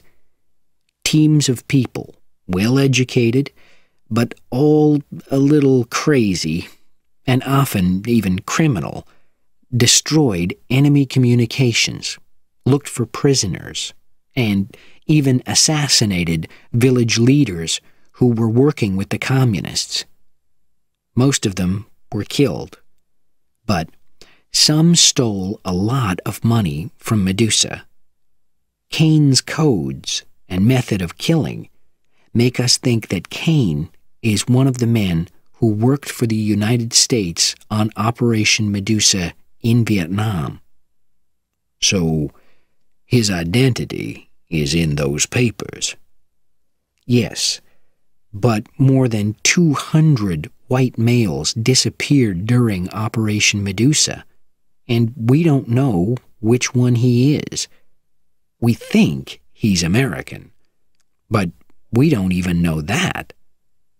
Kane was working in Southeast Asia until a year ago, when, for some reason, he moved to Europe. "I wonder," said Abbott, "if he was jealous of Carlos. In my opinion, he moved to Europe to show Carlos that he was better than him. If that's true, we should find Kane and then sit back and wait. When Carlos tries to kill him, we can take both of them." The others agreed, and the meeting soon ended. While they were preparing to leave, Abbott pulled the Medusa papers toward him and looked quickly through the list of names. Where was it? He was the only one in the room who knew the name. Yes, it was there. Bourne, Jason C. Last known position, Tam Quan. Chapter 6. Messages. René Bergeron threw down the telephone on his desk. "We've tried every café, restaurant, and bar that she's ever been to." "And no hotel in Paris recognizes his name," said the switchboard operator. "It's been more than 2 hours now." "She can't tell him much," Bergeron said. "She knows less than we do." "She knows enough. She has called Park Monceau, and she knows why." "Tell me again, why are you so sure he's Bourne?" "I don't know that. I said he's Kane." "Bourne is Kane. We found him through the Medusa papers." "Then he's Bourne. But he didn't use that name in Vietnam. Of course, many men had criminal records, so their identities were hidden. I know it's him. I was on an operation that he commanded, and I'll never forget it." "Tell me." "We went into an area called Tam Quan to save an American prisoner called Webb. On our way there, 2 members of the team disappeared, lost, or killed, we thought. Then enemy gunfire surrounded us for 2 days and 2 nights. How did they know we were there? At night, Kane went out alone to kill in the darkness so we could move closer. I thought he was mad. On the 3rd night, we found the man, Webb, only just alive. We also found the 2 missing members of our team. They had been paid by the Vietnamese. Cain shot them in the head. Then he got 4 of us and Webb. The others were killed. Out of there. He was the coldest, most dangerous man I ever saw. Everyone was his enemy, even his own leaders, and he didn't care about either side in the war. But the pay was excellent, and there were many opportunities for us to make money. So, he didn't use the name Bourne. What was his name? We didn't use real names. To me, he was Delta. And then he became Cain. And now he wants to take Carlos's place. All over Europe, people know. He can be hired. Contracts can be made.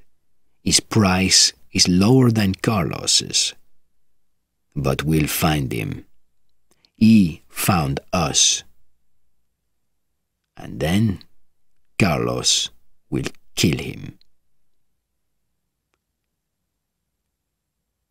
I think we should talk about special instructions from Zurich, Bourne told Jacqueline Levier as they sat in a restaurant 20 kilometers from Paris. "My God!" she cried.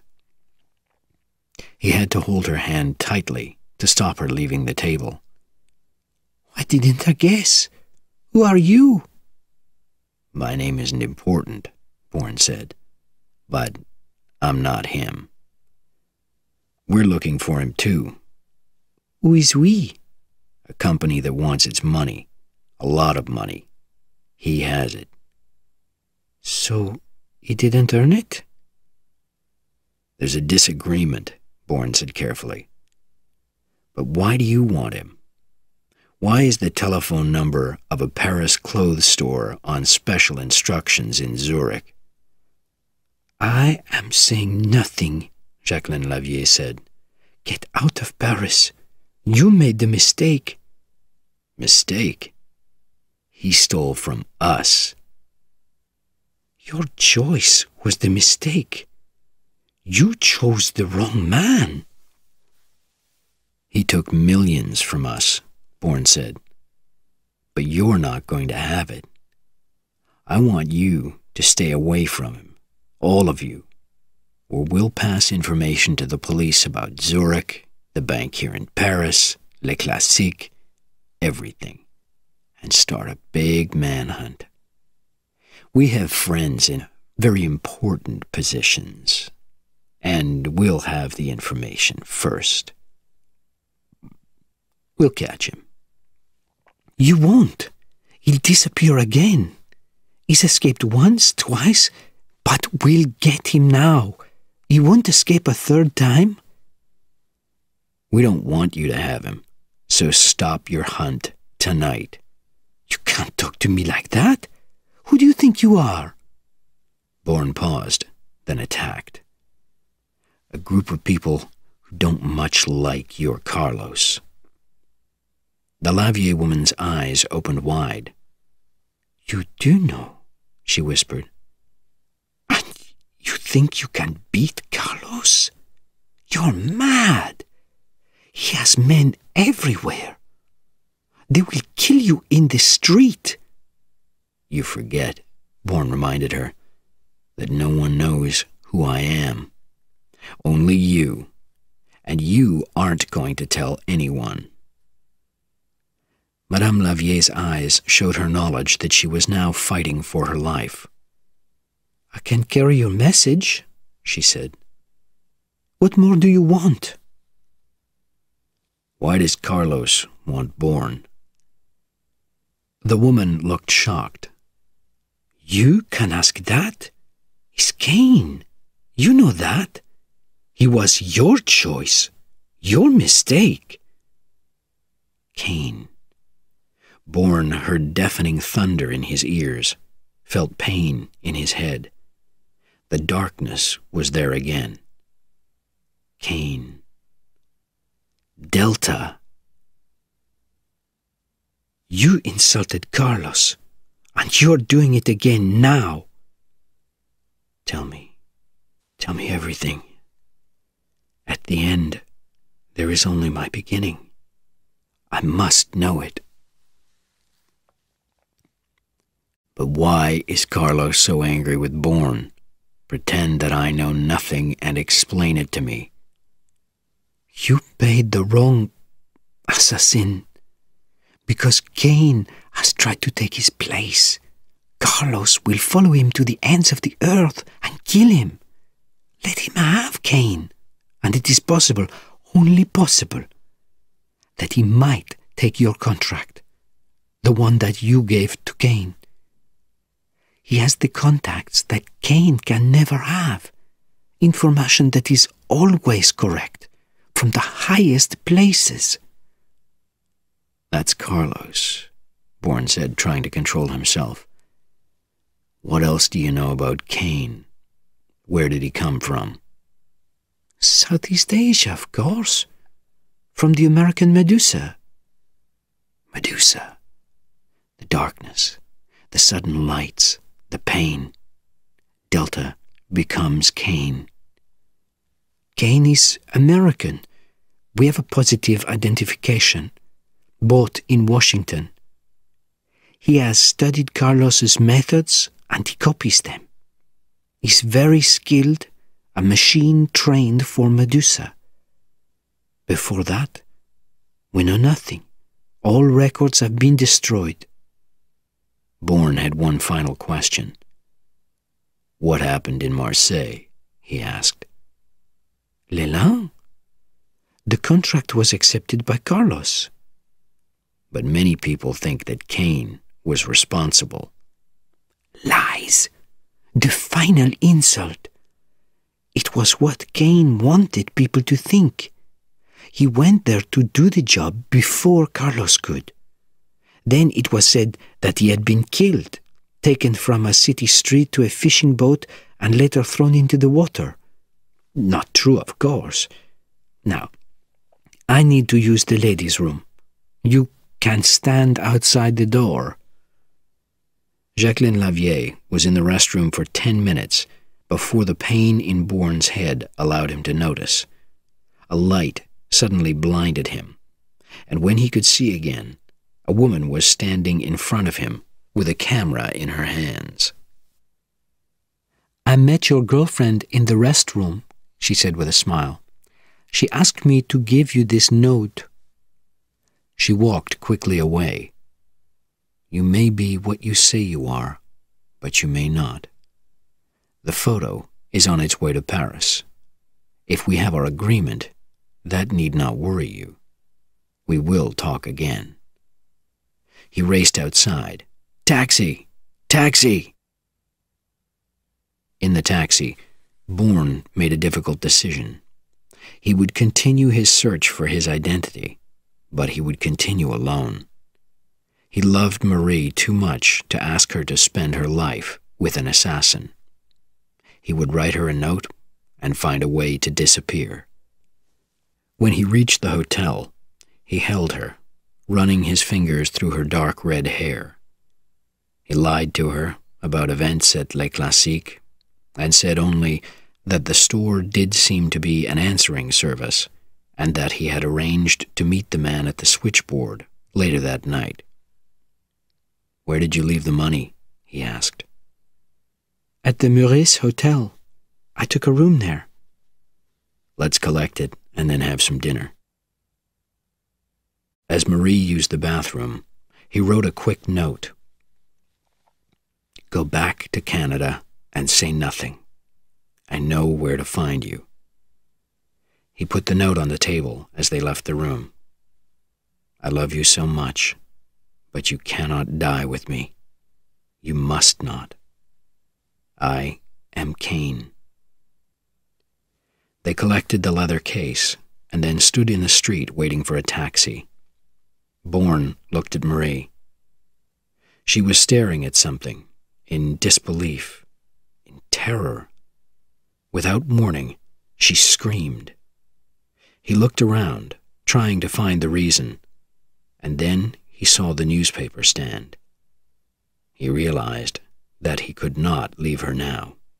Not yet. The front page of the newspaper read, "Woman hunted for Zurich killings. Suspect believed to have stolen millions." Under the words was a picture of Marie Saint-Jacques. Bourne found some coins in his pocket, passed them to the newspaper seller, took 2 papers, and pulled Marie away. Back in the hotel, he poured Marie a drink.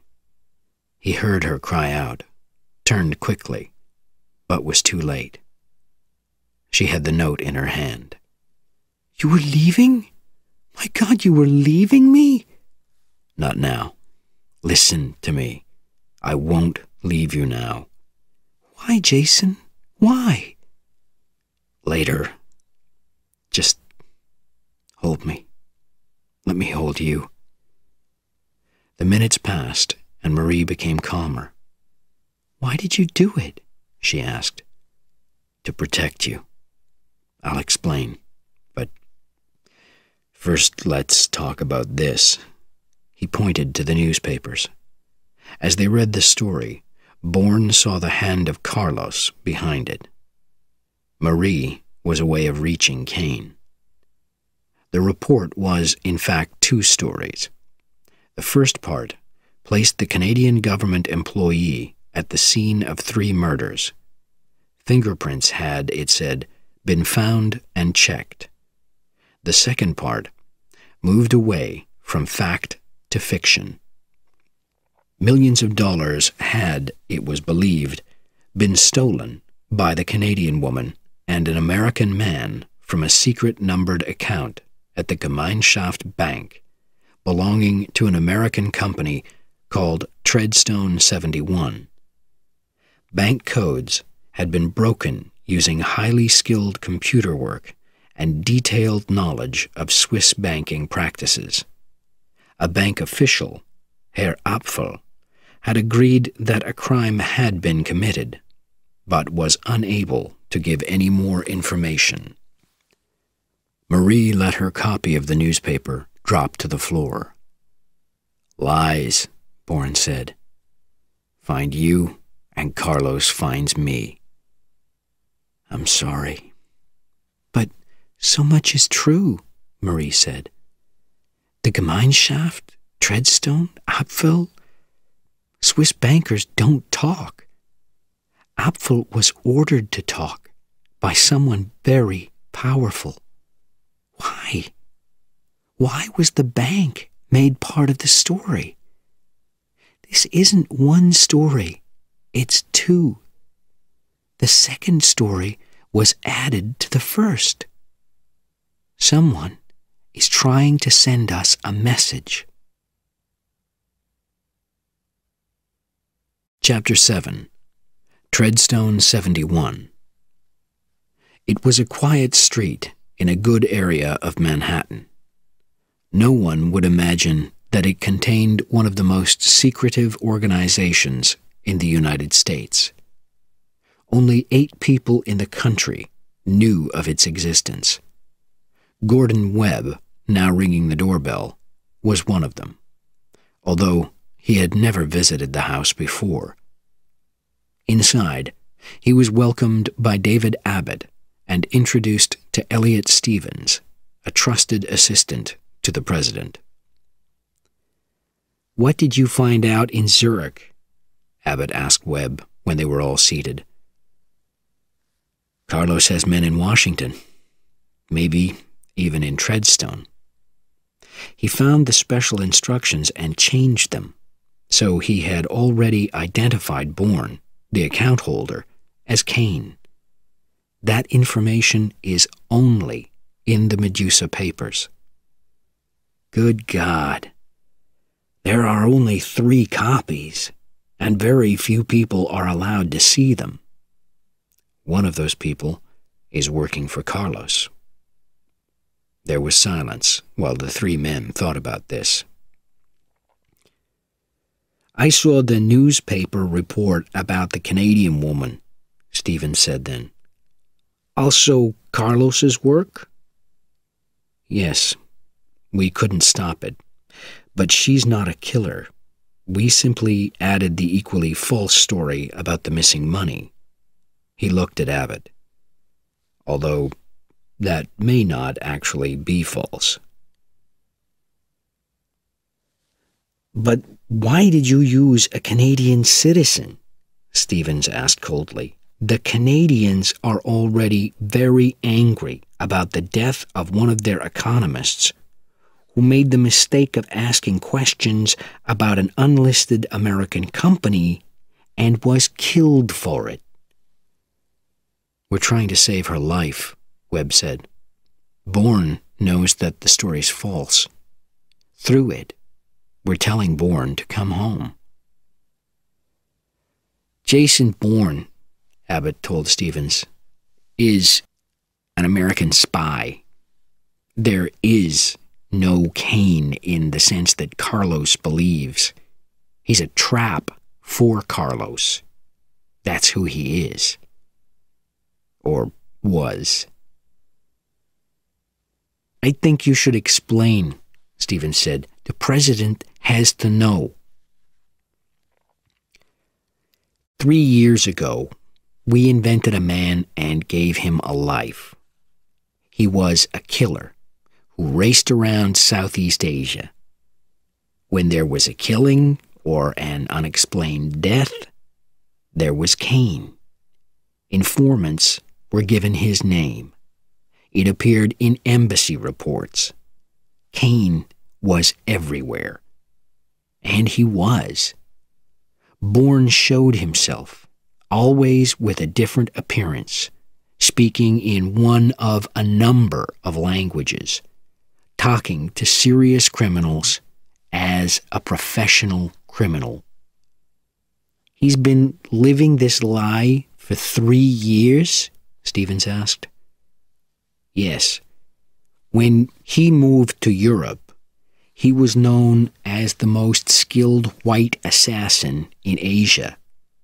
There, he saved 4 men who Carlos had been contracted to kill and took responsibility for killings that Carlos had done. He has laughed at Carlos, trying to force him out into the open. I don't think there's any way a nation can repay a man like Bourne for the work he's done.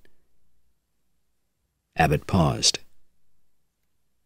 If it is Bourne. What? Too many things have happened that make no sense to us. He disappeared for 6 months after he tried to stop Carlos's contract for the killing of Howard Leland. Then he came back. It was Bourne at the bank. The signatures were real. But who is he now? Who is he loyal to? Why is he with the woman? Why is she with him? Millions of dollars have been taken, men have been killed, and there have been traps for other men. But who for? Who by? Abbott shook his head. Who is the man out there? In a car, further down the street, a European turned a switch.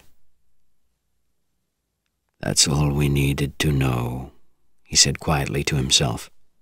But you didn't tell them, Abbott, that on March 25th, 1968, Jason Bourne was killed by another American in Tam Quan. He turned to the driver beside him. Quick, he said, get behind the steps to the front door. The European took a long, thin gun with a silencer on it and followed the driver toward the house. The door opened. Stevens was being shown out. The driver fired twice. Then both men ran into the building. In seconds, everyone in it was dead. The European took all the paperwork he could find. It was more than he had hoped for. Every code and method of communication used by the invented Kane. Then, the final job. He picked up a glass and took a piece of tape from a small plastic case in his pocket. He pressed the tape against the glass, then slowly took it off. He held the glass up to the light. The fingerprints on it were clear. He dropped the glass, took some of the pieces, and knocked others behind a curtain. They would be enough. 24 hours later, 4 men met at a hotel in Washington, D.C. There was no time to look for a meeting place outside the city. These were the living members of Treadstone 71. Alexander Conklin worked for the CIA, and like one of the 2 Army officers, General Irwin Crawford, had been part of the Medusa operation. The 4th man was an old and much-admired senator from Colorado. "I'm meeting the president tonight," the senator said. "Tell me everything you can. What happened?" "Webb's driver found the bodies when Webb didn't return to the car," Crawford told him. "He wisely called the Pentagon, not the police, and spoke to me personally. I sent officers, but told them to do nothing until I arrived. I then called Conklin, and we flew to New York with an FBI team. The place was completely clean, except for a fingerprint on a piece of broken glass." "Deltas," said the senator. "Yes, and the glass was still wet with wine. Also, outside this room, Delta's the only person who knows about the house." "It's unbelievable." The senator shook his head. "Why?" "You know that he was never my choice," the general said. "In Medusa, Delta frequently disobeyed orders." "He was usually right," said Conklin angrily. "You spent too much time in Saigon to know what was happening on operations." "I'm just trying to show how his behavior could lead to the events on 71st Street. "I'm sorry," the CIA man said. "I know you are. Delta changed after his wife and children were killed in Phnom Penh. It's why he went into Medusa and then was willing to become Kane. He hated that war, hated everyone in it. And I think you're right, Crawford. It's happened again. He went beyond his limits and became filled with hate. Look at the way he killed those men in Treadstone. We invented a man called Kane, and now he is Kane." "So why did he come back here?" the senator asked. "I don't know," Conklin answered. "To kill us all? Does he know who the rest of us are? His only contact with us was Abbott, but I think we've become the enemy." "And he knew Webb, of course," said Crawford, "but not through Treadstone." "Yes, we shouldn't forget that. He even killed his own brother. We'll send his picture out now, to every contact, every informant we have. He'll spend money. He'll buy another identity. We'll find him. Then we have no choice. We have to kill him." They left the hotel quickly, but not quickly enough. Bourne saw the look of recognition on the receptionist's face as he paid the bill. The man's eyes were on Marie. As they ran for a taxi, he was reaching for the telephone. Pretending to be American tourists, they asked the taxi driver to suggest a number of small hotels outside Paris. He drove them to one, and they immediately took a different taxi to another. By this time, Marie had changed her hairstyle and her makeup. "So, who do you think is sending us a message?" Bourne asked when they were in their room.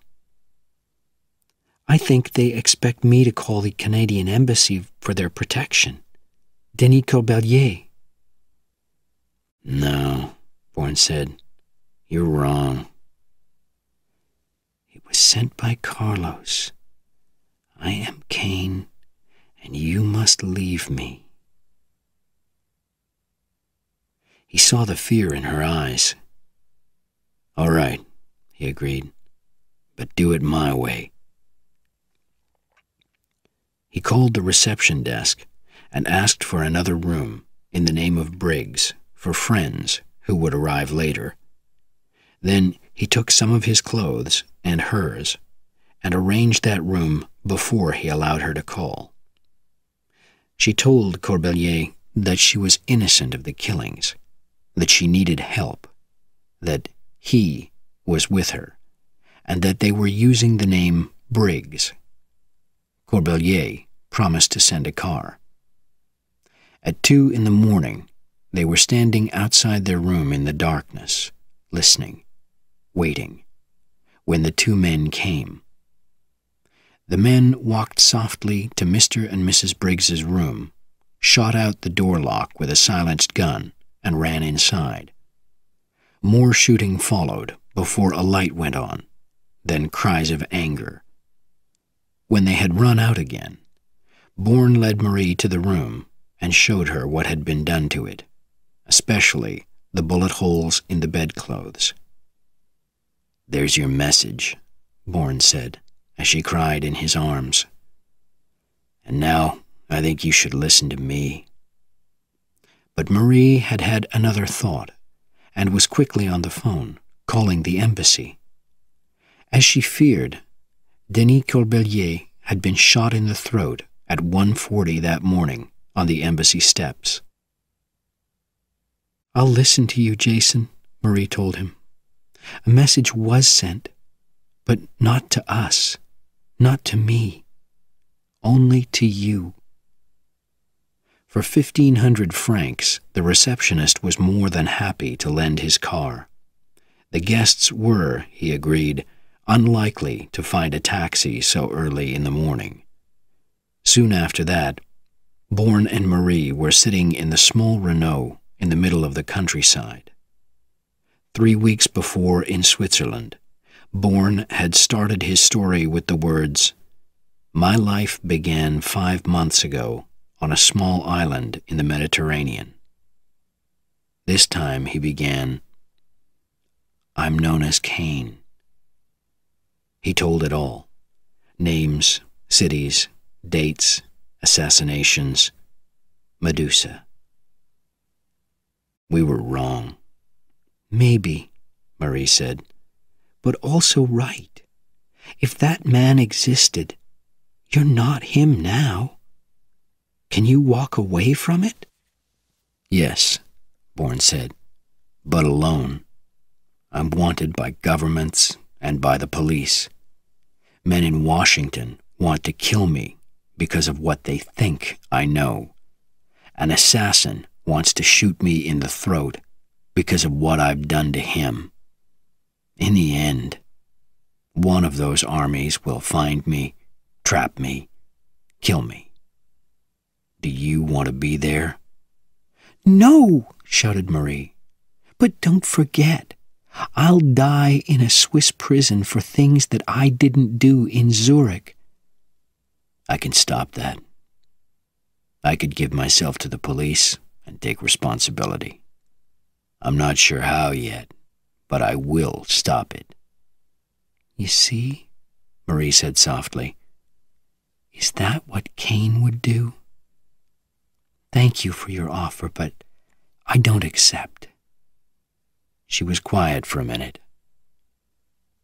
"Jason, these two sides of you, is it possible that those crimes were committed but they weren't yours? That people want you to believe they're yours? Do you know how easy it is to make someone believe that they're someone else through words and pictures repeated again and again? Your memories could be false memories. It's possible that you've been used. Bourne stared at her. And if you're wrong, then leave me. Or kill me, I don't care. I love you. I found 2 telephone numbers in Lavier's office. With luck, they can lead me to the number I need, to Treadstone. If I'm not Kane, someone at that number knows who I am. Back in Paris, Marie called the Zurich number first. Disconnected. From another phone, she called the local number. La résidence du Général Villiers, bonjour? Marie stared at the phone, then put it down. I've just reached the home of one of the most admired and powerful men in France. Chapter 8. At Home with the General. Villiers is a hero here, Marie said when they were back in their hotel room. It's unbelievable to connect him with Carlos. But there is a connection. Is he still an army officer? No, he went into politics. But he continues to argue for a strong France, with a strong army. Lalande was assassinated because he tried to stop France buying and selling guns. There's the connection. But his son was killed, assassinated, Marie remembered. He was a politician too, and very popular. Surely his father wouldn't work with an assassin. I'm going to talk to him, Bourne said. If he doesn't know about Treadstone, he can find out. I'll tell him that the newspapers would be very interested in his relationship with Carlos. A few hours later, Bourne was sitting in the Renault on a tree-lined street in the area of Parc Monceau when the old general came into view, leaving the house. Bourne stared at him. What madness had driven a powerful man like him into the terrible world of Carlos? As Villiers drove away, Bourne followed him. After several hours in a country restaurant with other men of a similar age, all clearly army officers, Villiers left to drive home. Now was his opportunity. Bourne passed the general in the darkness, then turned suddenly and blocked the road. He opened his window and gave a cry. He heard the old man climb out of his car and walk toward him. "What has happened? Are you all right?" the general asked.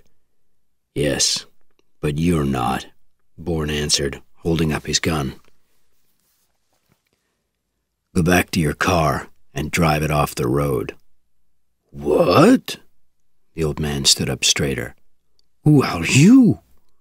You will get nothing from me, and my family have orders not to pay terrorists. Use your gun, garbage, or get out of here." Bourne stared at the old soldier, suddenly uncertain. "No one's ever doubted your bravery," he said, "but a general of France has become Carlos's tool." The anger in Villiers' eyes was joined not by shock, as Bourne expected, but by hate.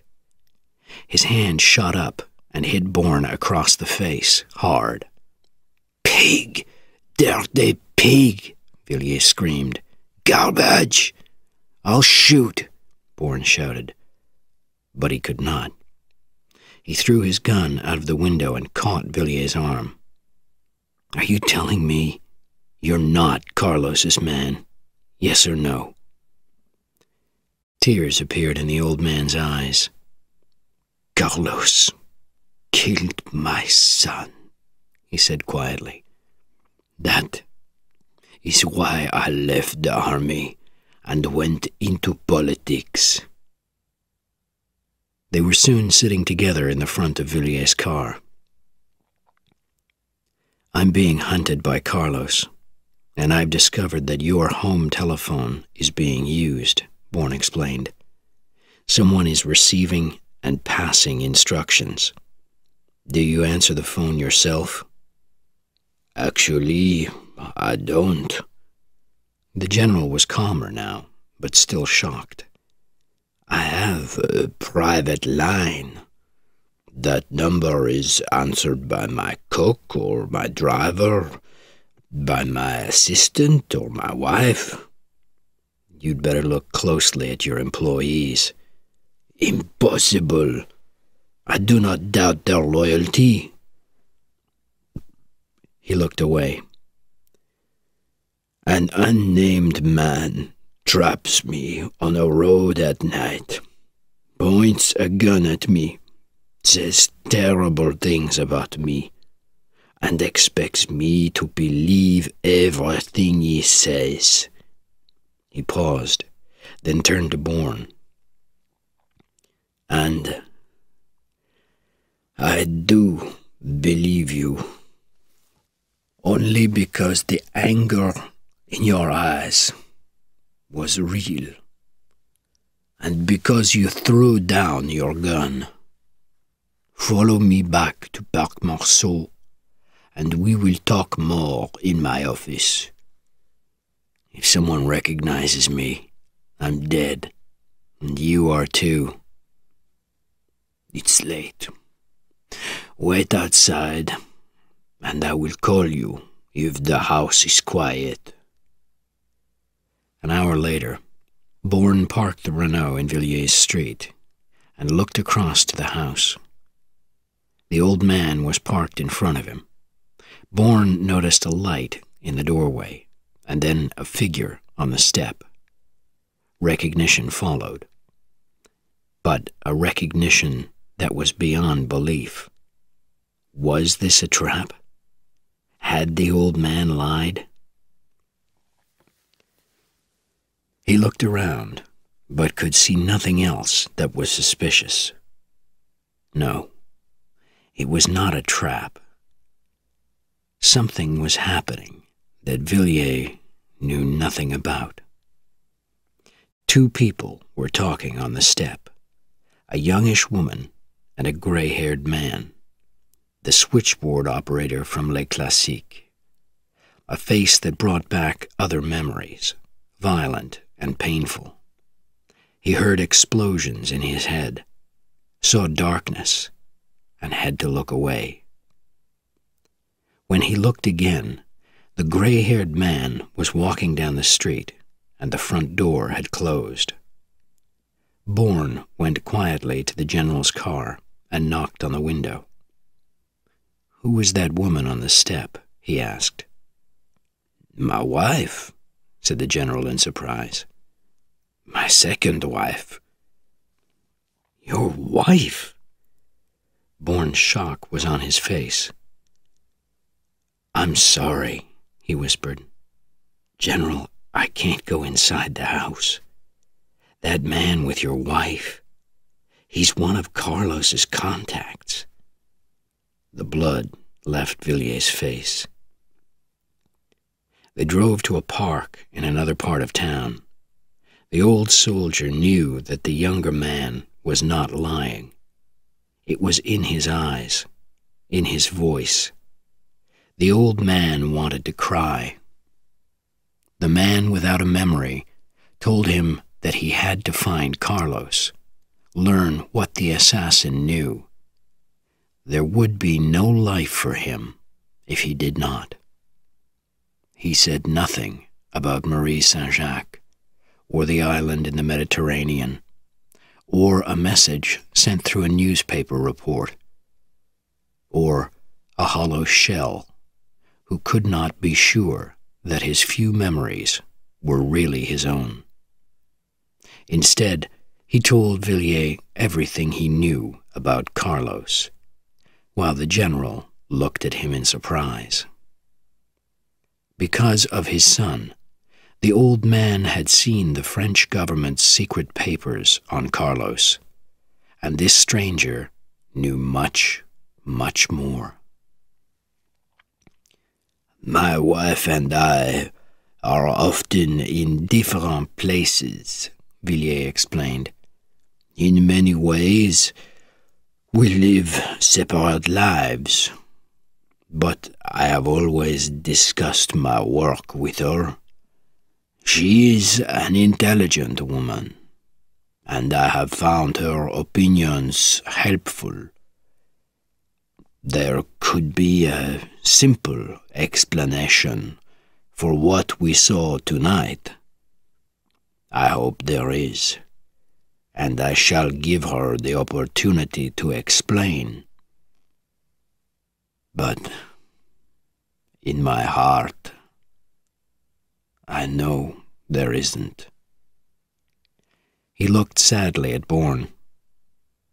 Carlos does not only kill and sell guns and bombs, he also sells countries' secrets. I, and only 5 other men, see all documents about our country's war plans. But regularly, we find that Moscow, Washington, or Beijing have this information. When I think back, she wanted the marriage, although she is so much younger. She has many interests that take her away, and sometimes I have wanted her with me, but she has refused to come. Where was she last August? Bourne asked. At home, and then in Marseille at a conference. On August 24th, Howard Leland was assassinated in Marseille. I know. My God. The old man's head fell. She was with him. Carlos called her to him, and she obeyed. He screamed in pain. Then he said slowly, I shall do what has to be done. You're going to kill her? I will ask her to explain. If she tries to kill me, I will know. And then, yes, I shall kill her. Don't do it, Bourne asked. Hunt the killer, not his assistant. Help me, for your son. No one has ever been as close to him. There was a silence, and then the old man spoke again. You are right. So, what can I do? Carlos is looking for me, and he's near. Your telephone will become busier. I'll make sure of it. I'm going to talk to others at Le Classique. Stay at home. Pretend you're sick. Listen to phone conversations. Even if they realize you're listening, it will make their communications difficult. He'll need to have a meeting with your wife. Make sure that you know where she's going, and then call me on this number. He gave the number of his hotel room. A woman will answer. A woman? You have said nothing about anyone else? There is no one else. Only her. And you can trust her. Carlos has tried to kill both of us. She didn't believe that you could be his. Then thank her for me. Now, Begin your game. Chapter 9. Trouble at Les Classiques. One telephone conversation with an assistant at Les Classiques was enough to give Marie all the names they needed.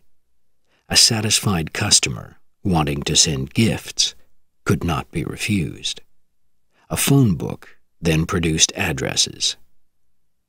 Janine Dolbert was called at work and told to return home immediately. Bourne was outside her house, seized her by the arm, and walked with her. "I work with a group of people," he told her as she tried to shake herself free, "who are planning a trap for one of your customers, a killer. He's one of your most frequent customers, and we know that he's one of 8 men. We've planned a trap, and we'll catch him in your store. Listen and watch. If you see me in the store again, tell me if you think you know who he is." He left her in shock and traveled quickly to another part of town. Claude Aureal was next to receive a message and to hurry home. "We received a report from Zurich," Bourne said, "and we want you to tell Jacqueline Lavier." The man looked at him in disbelief. "Tell her that we can't trust the phones. Carlos is right." "Carlos?" Aureal screamed. "What are you talking about?" "They're planning a trap for him. He must stay away. Tell her." Bourne left the shocked young man for his third meeting, knowing that he had started a wave of fear and confusion in Les Classiques. "Is this room 420? said the voice on the line. "Billier." "Yes," said Marie. "I know who you are." "Tell our friend that my wife has been called to the phone 6 times in the last hour and has now taken it into her room. I have picked up the phone a couple of times, then apologized for the interruption to her conversation. But she is, I think, becoming suspicious. I am beginning to sense violence in this house." "Remember your aim," Marie told him. "Remember your son." "There is more. One of the voices, a male voice, was odd, half whisper, half command. It changed quickly when they realized that I was listening, but I am sure it was the killer pig, and he was instructing my wife." His voice broke with emotion. "Please, try to stay strong," Marie said. "It's very important that no connection is made between you and our friend. It could cost you your life." "I think I have already lost it." "Vous êtes soldat, arrêtez," Marie said sharply. There was a silence, then, "Thank you, my friend.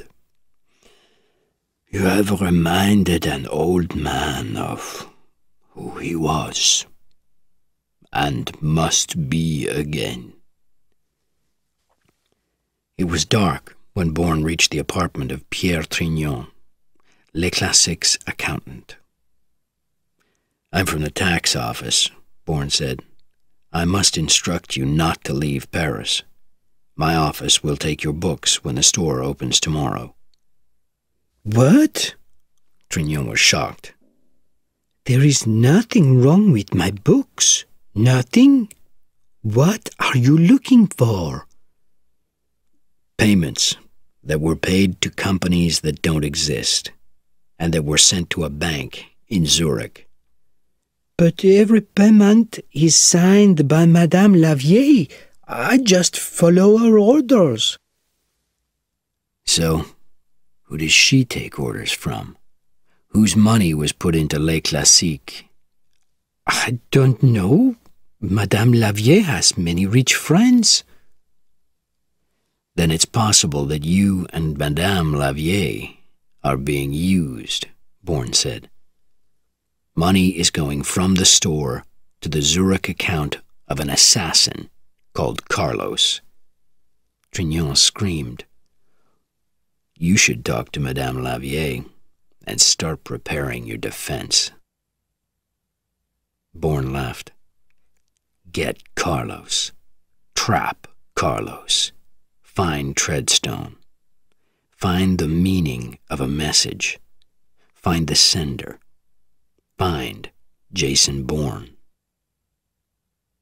When he returned to the hotel, he learned from Marie that the calls to Parc Monceau had stopped, and that a woman matching Jacqueline Lavier's description had arrived at Villiers' house to speak to his wife. A gray Citroën was parked outside. Bourne raced out of the hotel again, to Parc Monceau. There was no sign of the Citroën, but Villiers was standing on the doorstep. "They left 5 minutes ago in a taxi," the general said. "My wife said that her friend wanted to see a priest at a church in Noyer-sur-Seine. 2 men followed them in the Citroën." Bourne ran for a taxi and made his way to the church, arriving as Villiers' wife and Jacqueline Lavier were walking up the path. The Citroën was parked, but neither man got out. Bourne left his taxi and watched from across the street. Minutes later, Villiers' wife hurried out of the church, carrying a white bag, and climbed into the back seat of the Citroën, which drove away. A white bag. Jacqueline Lavier's bag. Bourne started to move toward the church, then stopped. A trap? If Lavier was followed, he might be too. He looked around, but saw nothing suspicious, so continued toward the church. He stopped. A priest was coming out. Bourne had seen him before, not in a forgotten past, but recently. Not as a priest, but as a man with a gun. Who? Where? As the killer turned right, the sun touched his face. Bourne froze. His skin was dark by birth. He was looking at Ilyich Ramirez Sanchez. Carlos. Bourne took his gun from his pocket and ran toward him, pushing people out of the way, knocking against an old man. From his dirty clothes, the old man pulled a gun. Bourne threw himself into the street, over a car, as shots hit metal on each side of him. As screams came from people on the sidewalk, he raced through the traffic to the other side of the street. The old man disappeared into the crowd. Where was he? Where was Carlos? Bourne saw him at the wheel of a large black car. He ran, but was too late. Carlos sped away. Lavier! Now Bourne ran back to the church, and then inside. He looked around, but could not see her. "Excuse me, Father," he said to another priest who was coming from a side room. "2 women came in a few minutes ago. Did you see them?" Yes, the younger woman helped the older one, who looked pale and sad, into that confession booth. He pointed. A visiting priest is taking confessions today, although I thought I saw him leave. Thank you, Father. I'll wait for her. Bourne waited until the priest had gone to the door of the church to see why ambulances were arriving outside.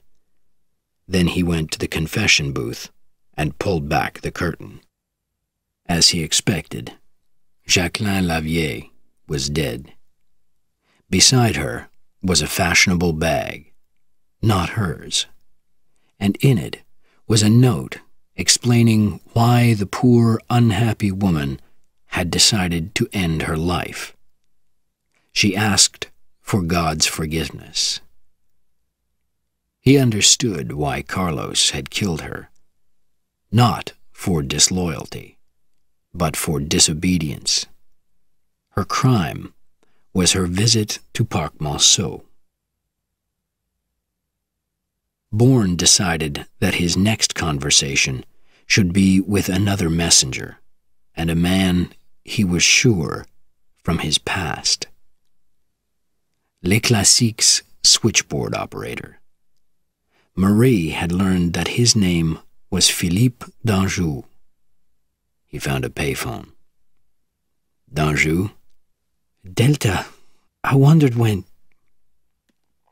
Paris is not Tamquan, Delta. We work for different employers now. Delta. The name had been spoken.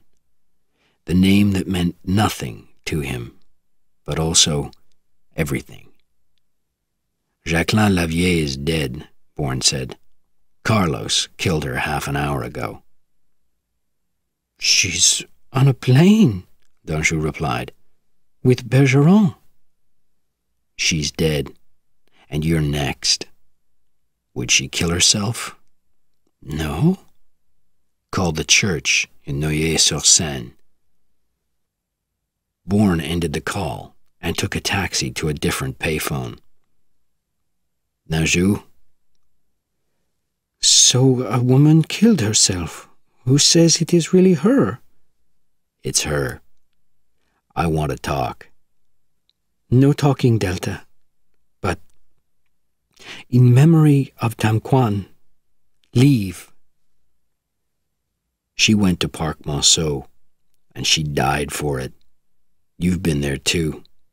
He'll use you to trap me, and then he'll kill you. There was a long silence. I only want information, and then I'll leave Paris. I'll see you in an hour outside the Louvre. There are men watching you. Tell them you're meeting me. You're mad. They'll kill you. Then you'll be well paid. An hour, D'Anjou. Before he left the payphone near Les Classiques, Bourne noted the men in a black car who were clearly watching D'Anjou. When D'Anjou left the store, his behavior showed that he knew they were there. A taxi arrived, and the black car followed. Bourne followed in another taxi. When he arrived at the Louvre, he saw the gray car that had followed Lavier and Villier's wife to the church. Drive past that car, 300 francs, he ordered. When they were beside it, he lifted his gun and fired at the back window. There were screams, and the men threw themselves to the floor. They had seen him, though, as he had planned. Get out of here, Bourne shouted at the terrified driver, and as the taxi raced past the gates to the Louvre, he threw himself out. He hid between two parked cars and watched the gray car following the speeding taxi. The black car. He saw two men leaving the car and walking toward Philippe d'Anjou, who was standing on the steps. He ran until they were only a few meters from d'Anjou. "Medusa!" he shouted. Danjou's head came up in shock. The driver of the car turned his gun on Bourne, while the other man's was pointing at Danjou. Bourne dived to one side and fired at the second man, hitting him. He moved to the left as shots passed him, and fired again. The driver screamed. By this time, men, women, and children were running in all directions. Bourne stood up. Danjou was hiding behind a great block of stone, and Bourne ran to him. "Delta, it was Carlos's man. He was going to kill me." "I know. Let's go, quickly."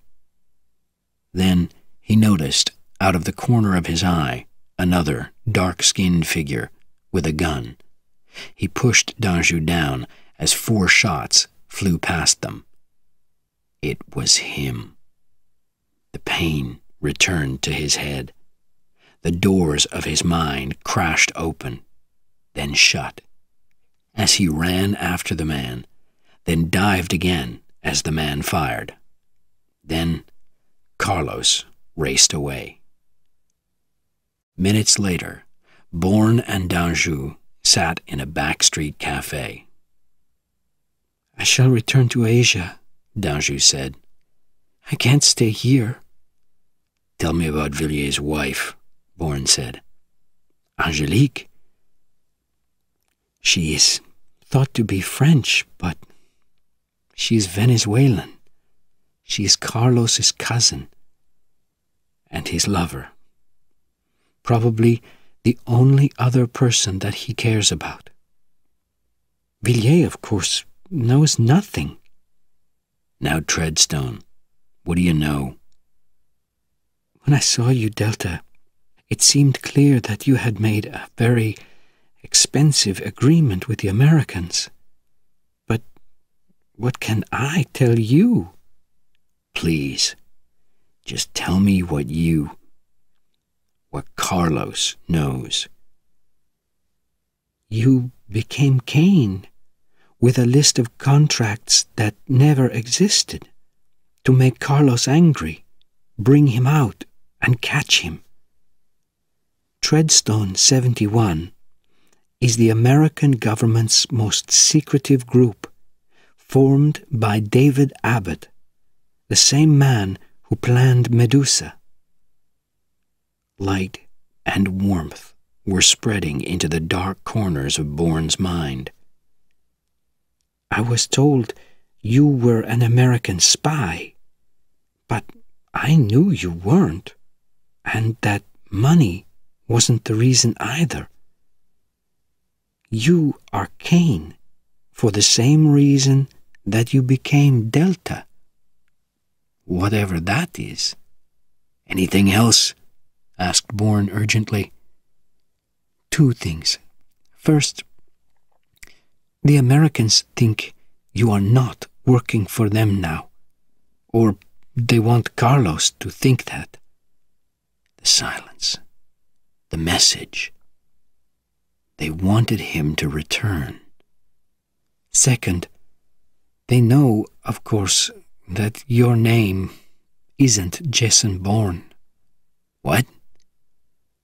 "March 25th is 2 days away. Carlos wants your corpse on that day, the day you killed Jason Bourne at Tamquan." Chapter 10. Friends or Enemies? She opened the door to him, and her large brown eyes moved around his face, afraid but questioning. She knew not the answer, but that there was an answer. "You were right," he whispered. "I'm not Cain, because there is no Cain. He was invented to trap Carlos. I'm that invention. Delta, a man from Medusa, agreed to become a lie called Cain. But why? There was a reason, but Danjou didn't know. Bourne told her everything that had happened, and what Danjou had said. As he spoke, he could see the happiness in her eyes. "Jason," she cried, "it's everything we felt." "Not quite," he said. "I'm Jason to you, Bourne to me, because I know no other name, but it's not mine. They say I killed him in a place called Tam Quan." "I'm sure there was a reason, and it's years ago. Now, you must reach the men at Treadstone, because they're trying to find you." Danjou said that they think I'm not working for them now. What can I say to them? Will they believe that I lost my memory? "Contact Washburn. He'll have records of your illness." "He's a drunk with $1 million to spend. Even if he talks to them, how can the men at Treadstone be sure?" But Bourne had no choice. He called the American embassy, identified himself as Delta, and asked them to contact Treadstone. 5 hours later, he had followed instructions to call every hour, but to stay away from the embassy, and he was becoming confused. "They want me, but they're afraid of me," he said to Marie. "It doesn't make sense. When I'm inside the embassy gates, they'll control me. Instead, they don't want to touch me, but they don't want to lose me either. Let's get out of here." When he called again from another part of town, Bourne was told that a Treadstone officer had arrived from the U.S. and would meet him at a graveyard, the Cimetière de Noblesse, south of Paris. Bourne ended the call and stared at the phone. Another door was opening in his mind. He could see a gentle hill and white crosses. It was a place for the dead, but also for conversations. He saw a face and then remembered a name: David Abbott, the man who was responsible for Medusa and for Cain. He shook his head. "They've chosen a graveyard," he told Marie. "I've been there before, so I know the Treadstone man's real. If I don't come back, call Villiers. He's the only person we can trust." He decided to take the Renault, which had been parked in an underground car park for some time now. As he walked in, he noticed a man drop down behind a car. The man didn't reappear. Who was he? How had Bourne been found? Of course, Carlos had found the receptionist who had lent them his car. Bourne quickly lowered himself between two cars and moved on his hands and knees to a position behind the man. The man stood up slowly and looked around, confused. Then, realizing that there was a trap, he ran. Now, Bourne jumped up and ran after him, knocking him to the floor. Then he pushed his fingers into the man's eyes. "You have 5 seconds to tell me who's outside." "A man. One man. In a car." "You're Carlos's man, aren't you?" "I don't know a Carlos. We call a number. I already called it." Bourne pushed him to the Renault and into the driver's seat. The man drove him outside to the other car. Bourne pointed his gun at the second man and ordered him into the Renault too. 10 kilometers outside Paris, he let them out of the car in the middle of the countryside, but not before he had memorized the number that they had called. Darkness came, and he was walking through the graves. Where inside this wide, fenced area would he be? Where did he expect Bourne to be? Rain fell, and a memory came to him of other, heavier rain, a brown envelope changing hands. He suddenly noticed a faint light moving from side to side among the graves. He wanted to call out, but he did not shout and he did not run. There was something strange about the movement of the light.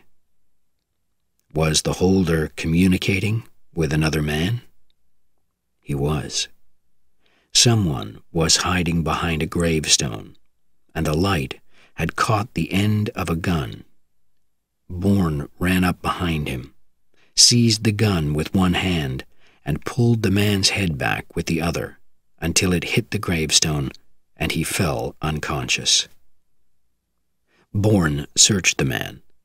He was not a government employee. This was a hired killer. Then Bourne ran around the graveyard and walked calmly toward the man from Treadstone from a different direction. "My name's Conklin," the man said, "in case you've forgotten." "One of many things," Bourne said. "I lost my memory and spent 5 months on a small island. A doctor there kept records." "Of course he did. You paid him enough. We followed the money from Zurich. Our money. I told you, I didn't know. Amnesia. But you found the money, and a woman to help you move it.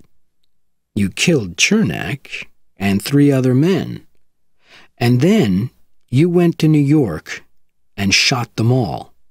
Abbott, Stevens, and Gordon Webb. We found your fingerprints. My God, your own brother? What?" Pain shot through Bourne's head. Fire, explosions, darkness. When he opened his eyes, Conklin was pointing a gun at him. "I promised myself I'd give you 2 minutes to explain yourself," the CIA man said. "We all lose people. It comes with the job. But who gave you the right to turn your gun against us?" "You're wrong. It was Carlos, not me. Carlos. They know about the building on 71st Street. Only 8 people knew that address before last week. 3 of them are dead, and we're 2 of the other 5. If Carlos found it, you told him." Conklin's hand started to close on the gun. "No!" screamed Bourne, and he turned quickly and brought his foot up to Conklin's arm. As Conklin fell to the ground, Bourne saw another shadow appear behind a grave. He fired twice, and the shadow fell. Conklin was moving toward his gun. Bourne pointed his, but could not fire. He walked quickly away. He returned to Paris. "It was a trap," he told Marie. "I'm going to phone Villiers. His wife is our only hope. We have to make her talk." He picked up the phone and called. "General, we need to speak to your wife." "I don't think so, Mr. Bourne." "Yes, I know your name now. My wife told me. I'm afraid it won't be possible to speak to her." She saw the anger in my eyes. She saw that I knew. We talked, and then she took my gun from beside the bed. I had emptied it, of course. So, I put my hands around her throat and killed her. Now, I will call the police and confess. Then, I shall end my own life. "No!" shouted Bourne. "You need Carlos. He killed your son. And I need him, because without him, I'm dead. Listen to me, Villiers. Don't throw your life away. You didn't kill your wife. You must say that I did." There was silence on the other end of the line. Your wife was Carlos's cousin and his lover. You can't punish her anymore, but you can use her death. "Vous êtes soldat. Arrêtez," Villiers said, his voice shaking. "Someone reminded me recently that I am a soldier. What do you want me to do?" "I'm going to send a note to Carlos to make him even angrier. Then, can you get me out of the country, to New York, with a false identity? I have a passport in the name of George Washburn. On the plane, I'll write down everything that's happened, that I know. I'll send it to you, and you can make the decisions if I don't return. And please, protect Marie." "I will. Why New York?" "I have to prove that Carlos knew about a place where men were killed. He'll think I've killed his lover, and he'll follow me to the end of the earth if necessary." The man and the invention were finally one. There was no other way. He had to get Carlos. Chapter 11. Rebirth. At 8:45 in the morning, the taxi moved slowly along 71st Street. Bourne recognized everything. He thought of André Villiers. Bourne had written down everything that he could remember since his memory had begun to return, and had mailed the pages to Parc Monceau. The information would be used wisely, and that knowledge gave him freedom. By the time it reached Paris, he, or Carlos, would be dead. There was the house, and he had the feeling of return. He remembered a dark room, questions, endless questions. Who is he? Quickly, you're too late. Where's this street? Who did you meet? Which of these killing methods do you use? No. Delta might do that, but not Cain. You are only what you have become here. He had written to Carlos that he was coming back here for the hidden documents that were his final protection. Now he understood what he had meant. His identity was inside that house. Whether Carlos came after him or not, he had to find it. A moving van had stopped outside the house. Men climbed out, and the front door was open. The house was being cleared. He had to reach Conklin. The men had to stop their work. The assassin would come at night. The taxi driver spoke, and Bourne bent forward to listen. As he did, a bullet raced past his ear and shot the driver in the head. Bourne jumped out and fell to the ground.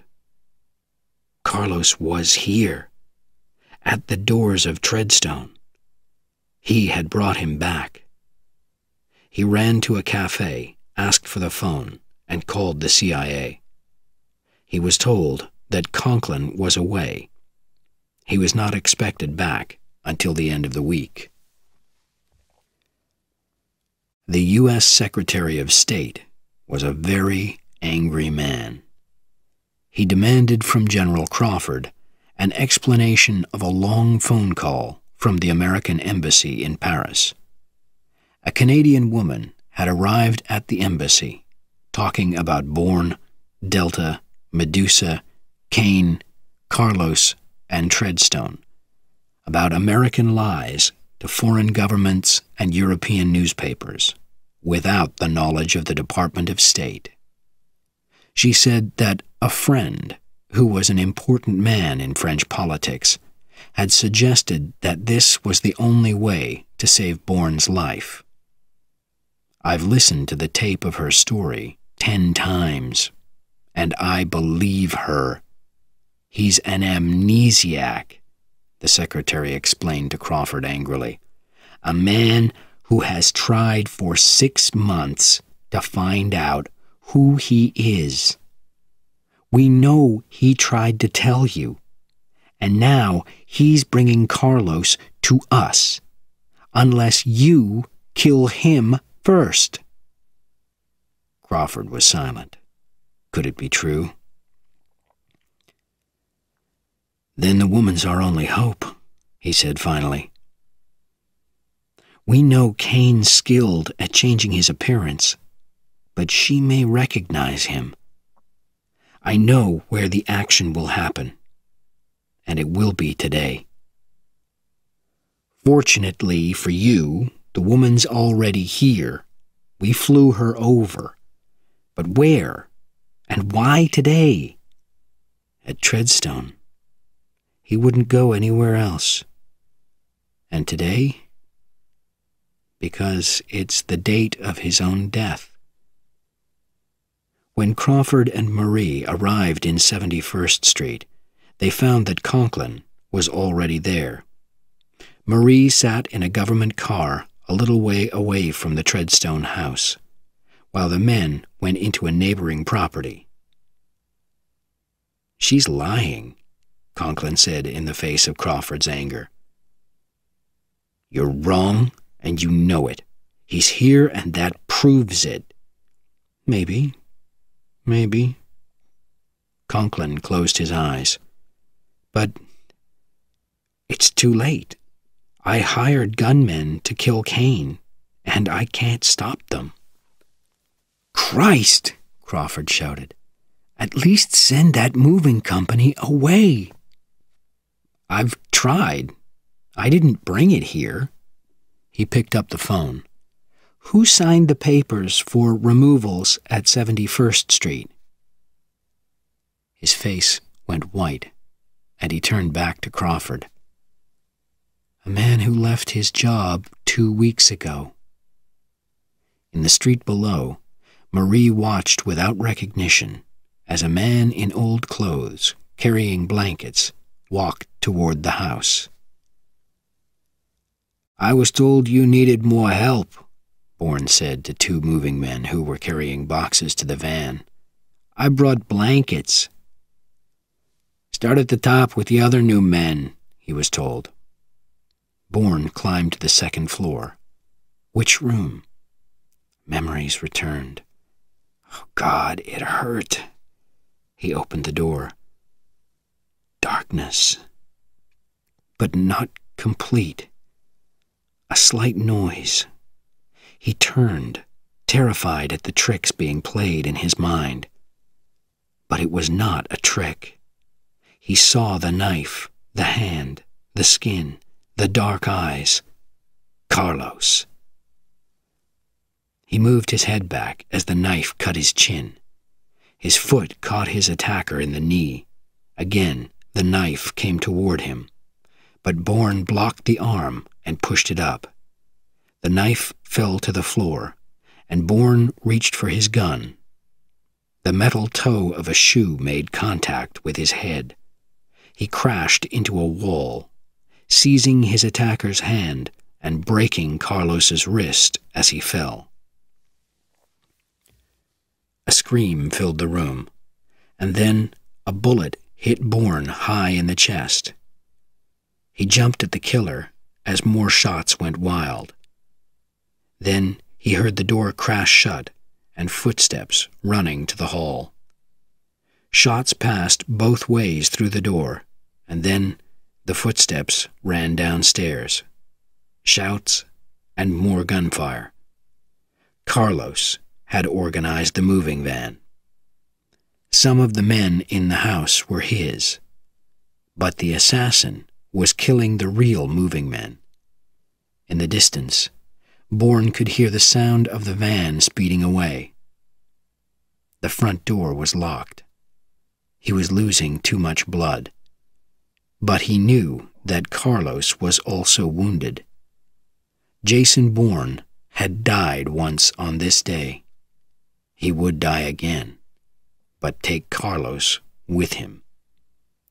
He went slowly down the stairs to the room where Cain was born. Now, he pushed open the door and fired. Gunshots were returned. The face. He knew it. He had seen it before. It was known to many, he was sure, but from where? A bullet hit him in the arm. Then the shots stopped, and he could hear the sound of other men outside the door, the breaking of wood and metal, the men running into the building. "He's in here!" screamed Carlos. Why was the assassin calling attention to himself? But it had worked. The men were running past him. Carlos was escaping. Bourne fell to the floor. "Carlos!" he cried. He heard commands. Then a man was walking toward him. A man who had tried to kill him in a Paris graveyard. "You think you'll kill me? You won't," Bourne said angrily. "You don't understand." The voice was shaking. "It's Conklin, Delta," a voice said. "I was wrong." He felt explosions in his head again, darkness, and then a clear memory. Tam Quan. They had arrived. The prisoner was moving. He was alive. But a man was walking toward him with a gun. This man had trained with them, studied maps with them, flown with them, and told the enemy where to find them. It was Bourne. Jason Bourne. Delta fired at him. More darkness. Waves were carrying him into the night sky, then throwing him down again. He was entering endless, weightless memory. And then he heard the words spoken from the clouds, filling the earth. "Jason, my love, take my hand. Hold it, Jason." Peace came with unconsciousness. "What made you realize that he was in Treadstone?" General Crawford asked Marie. "I didn't recognize him at first, but later it came to me. The man with the blankets. It was the way he held his head to the right. But it's been almost 2 weeks now." Marie said impatiently, "Tell me, Jason, who is he?" "His name is David Webb," Crawford told her. "Until 5 years ago, he was a Foreign Services officer. His wife was Thai, and they had 2 children. One day, while they were living in Phnom Penh, a plane dropped 2 bombs on the area around his home and killed his family. "Oh, God," said Marie quietly. "Whose plane was it?" It was never identified. Webb went to Saigon and trained for Operation Medusa. He became Delta, and he was very dangerous. The North Vietnamese couldn't kill him. So they caught his brother Gordon and held him. Danjou was one of the men who went with Webb to free him. 2 of the others were in the pay of the North Vietnamese. One was Bourne, and Webb killed him. Years later, when Treadstone was formed, Webb took his name. What was he doing when he was called to Treadstone? Teaching in a small American college, leading a quiet life. Those are the most important facts. But there's one more detail that must be understood.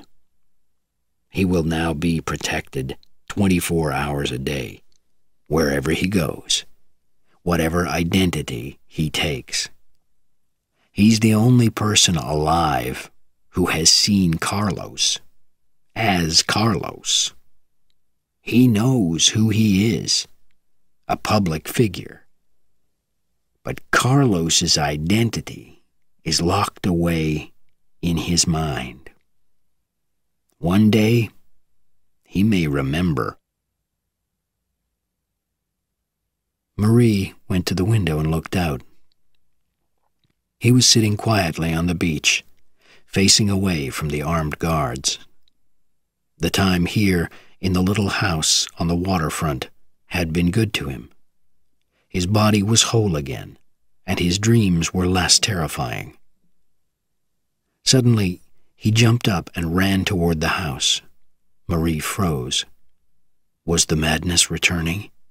He rushed through the door, stared at her, and then spoke so softly that she could hardly hear him.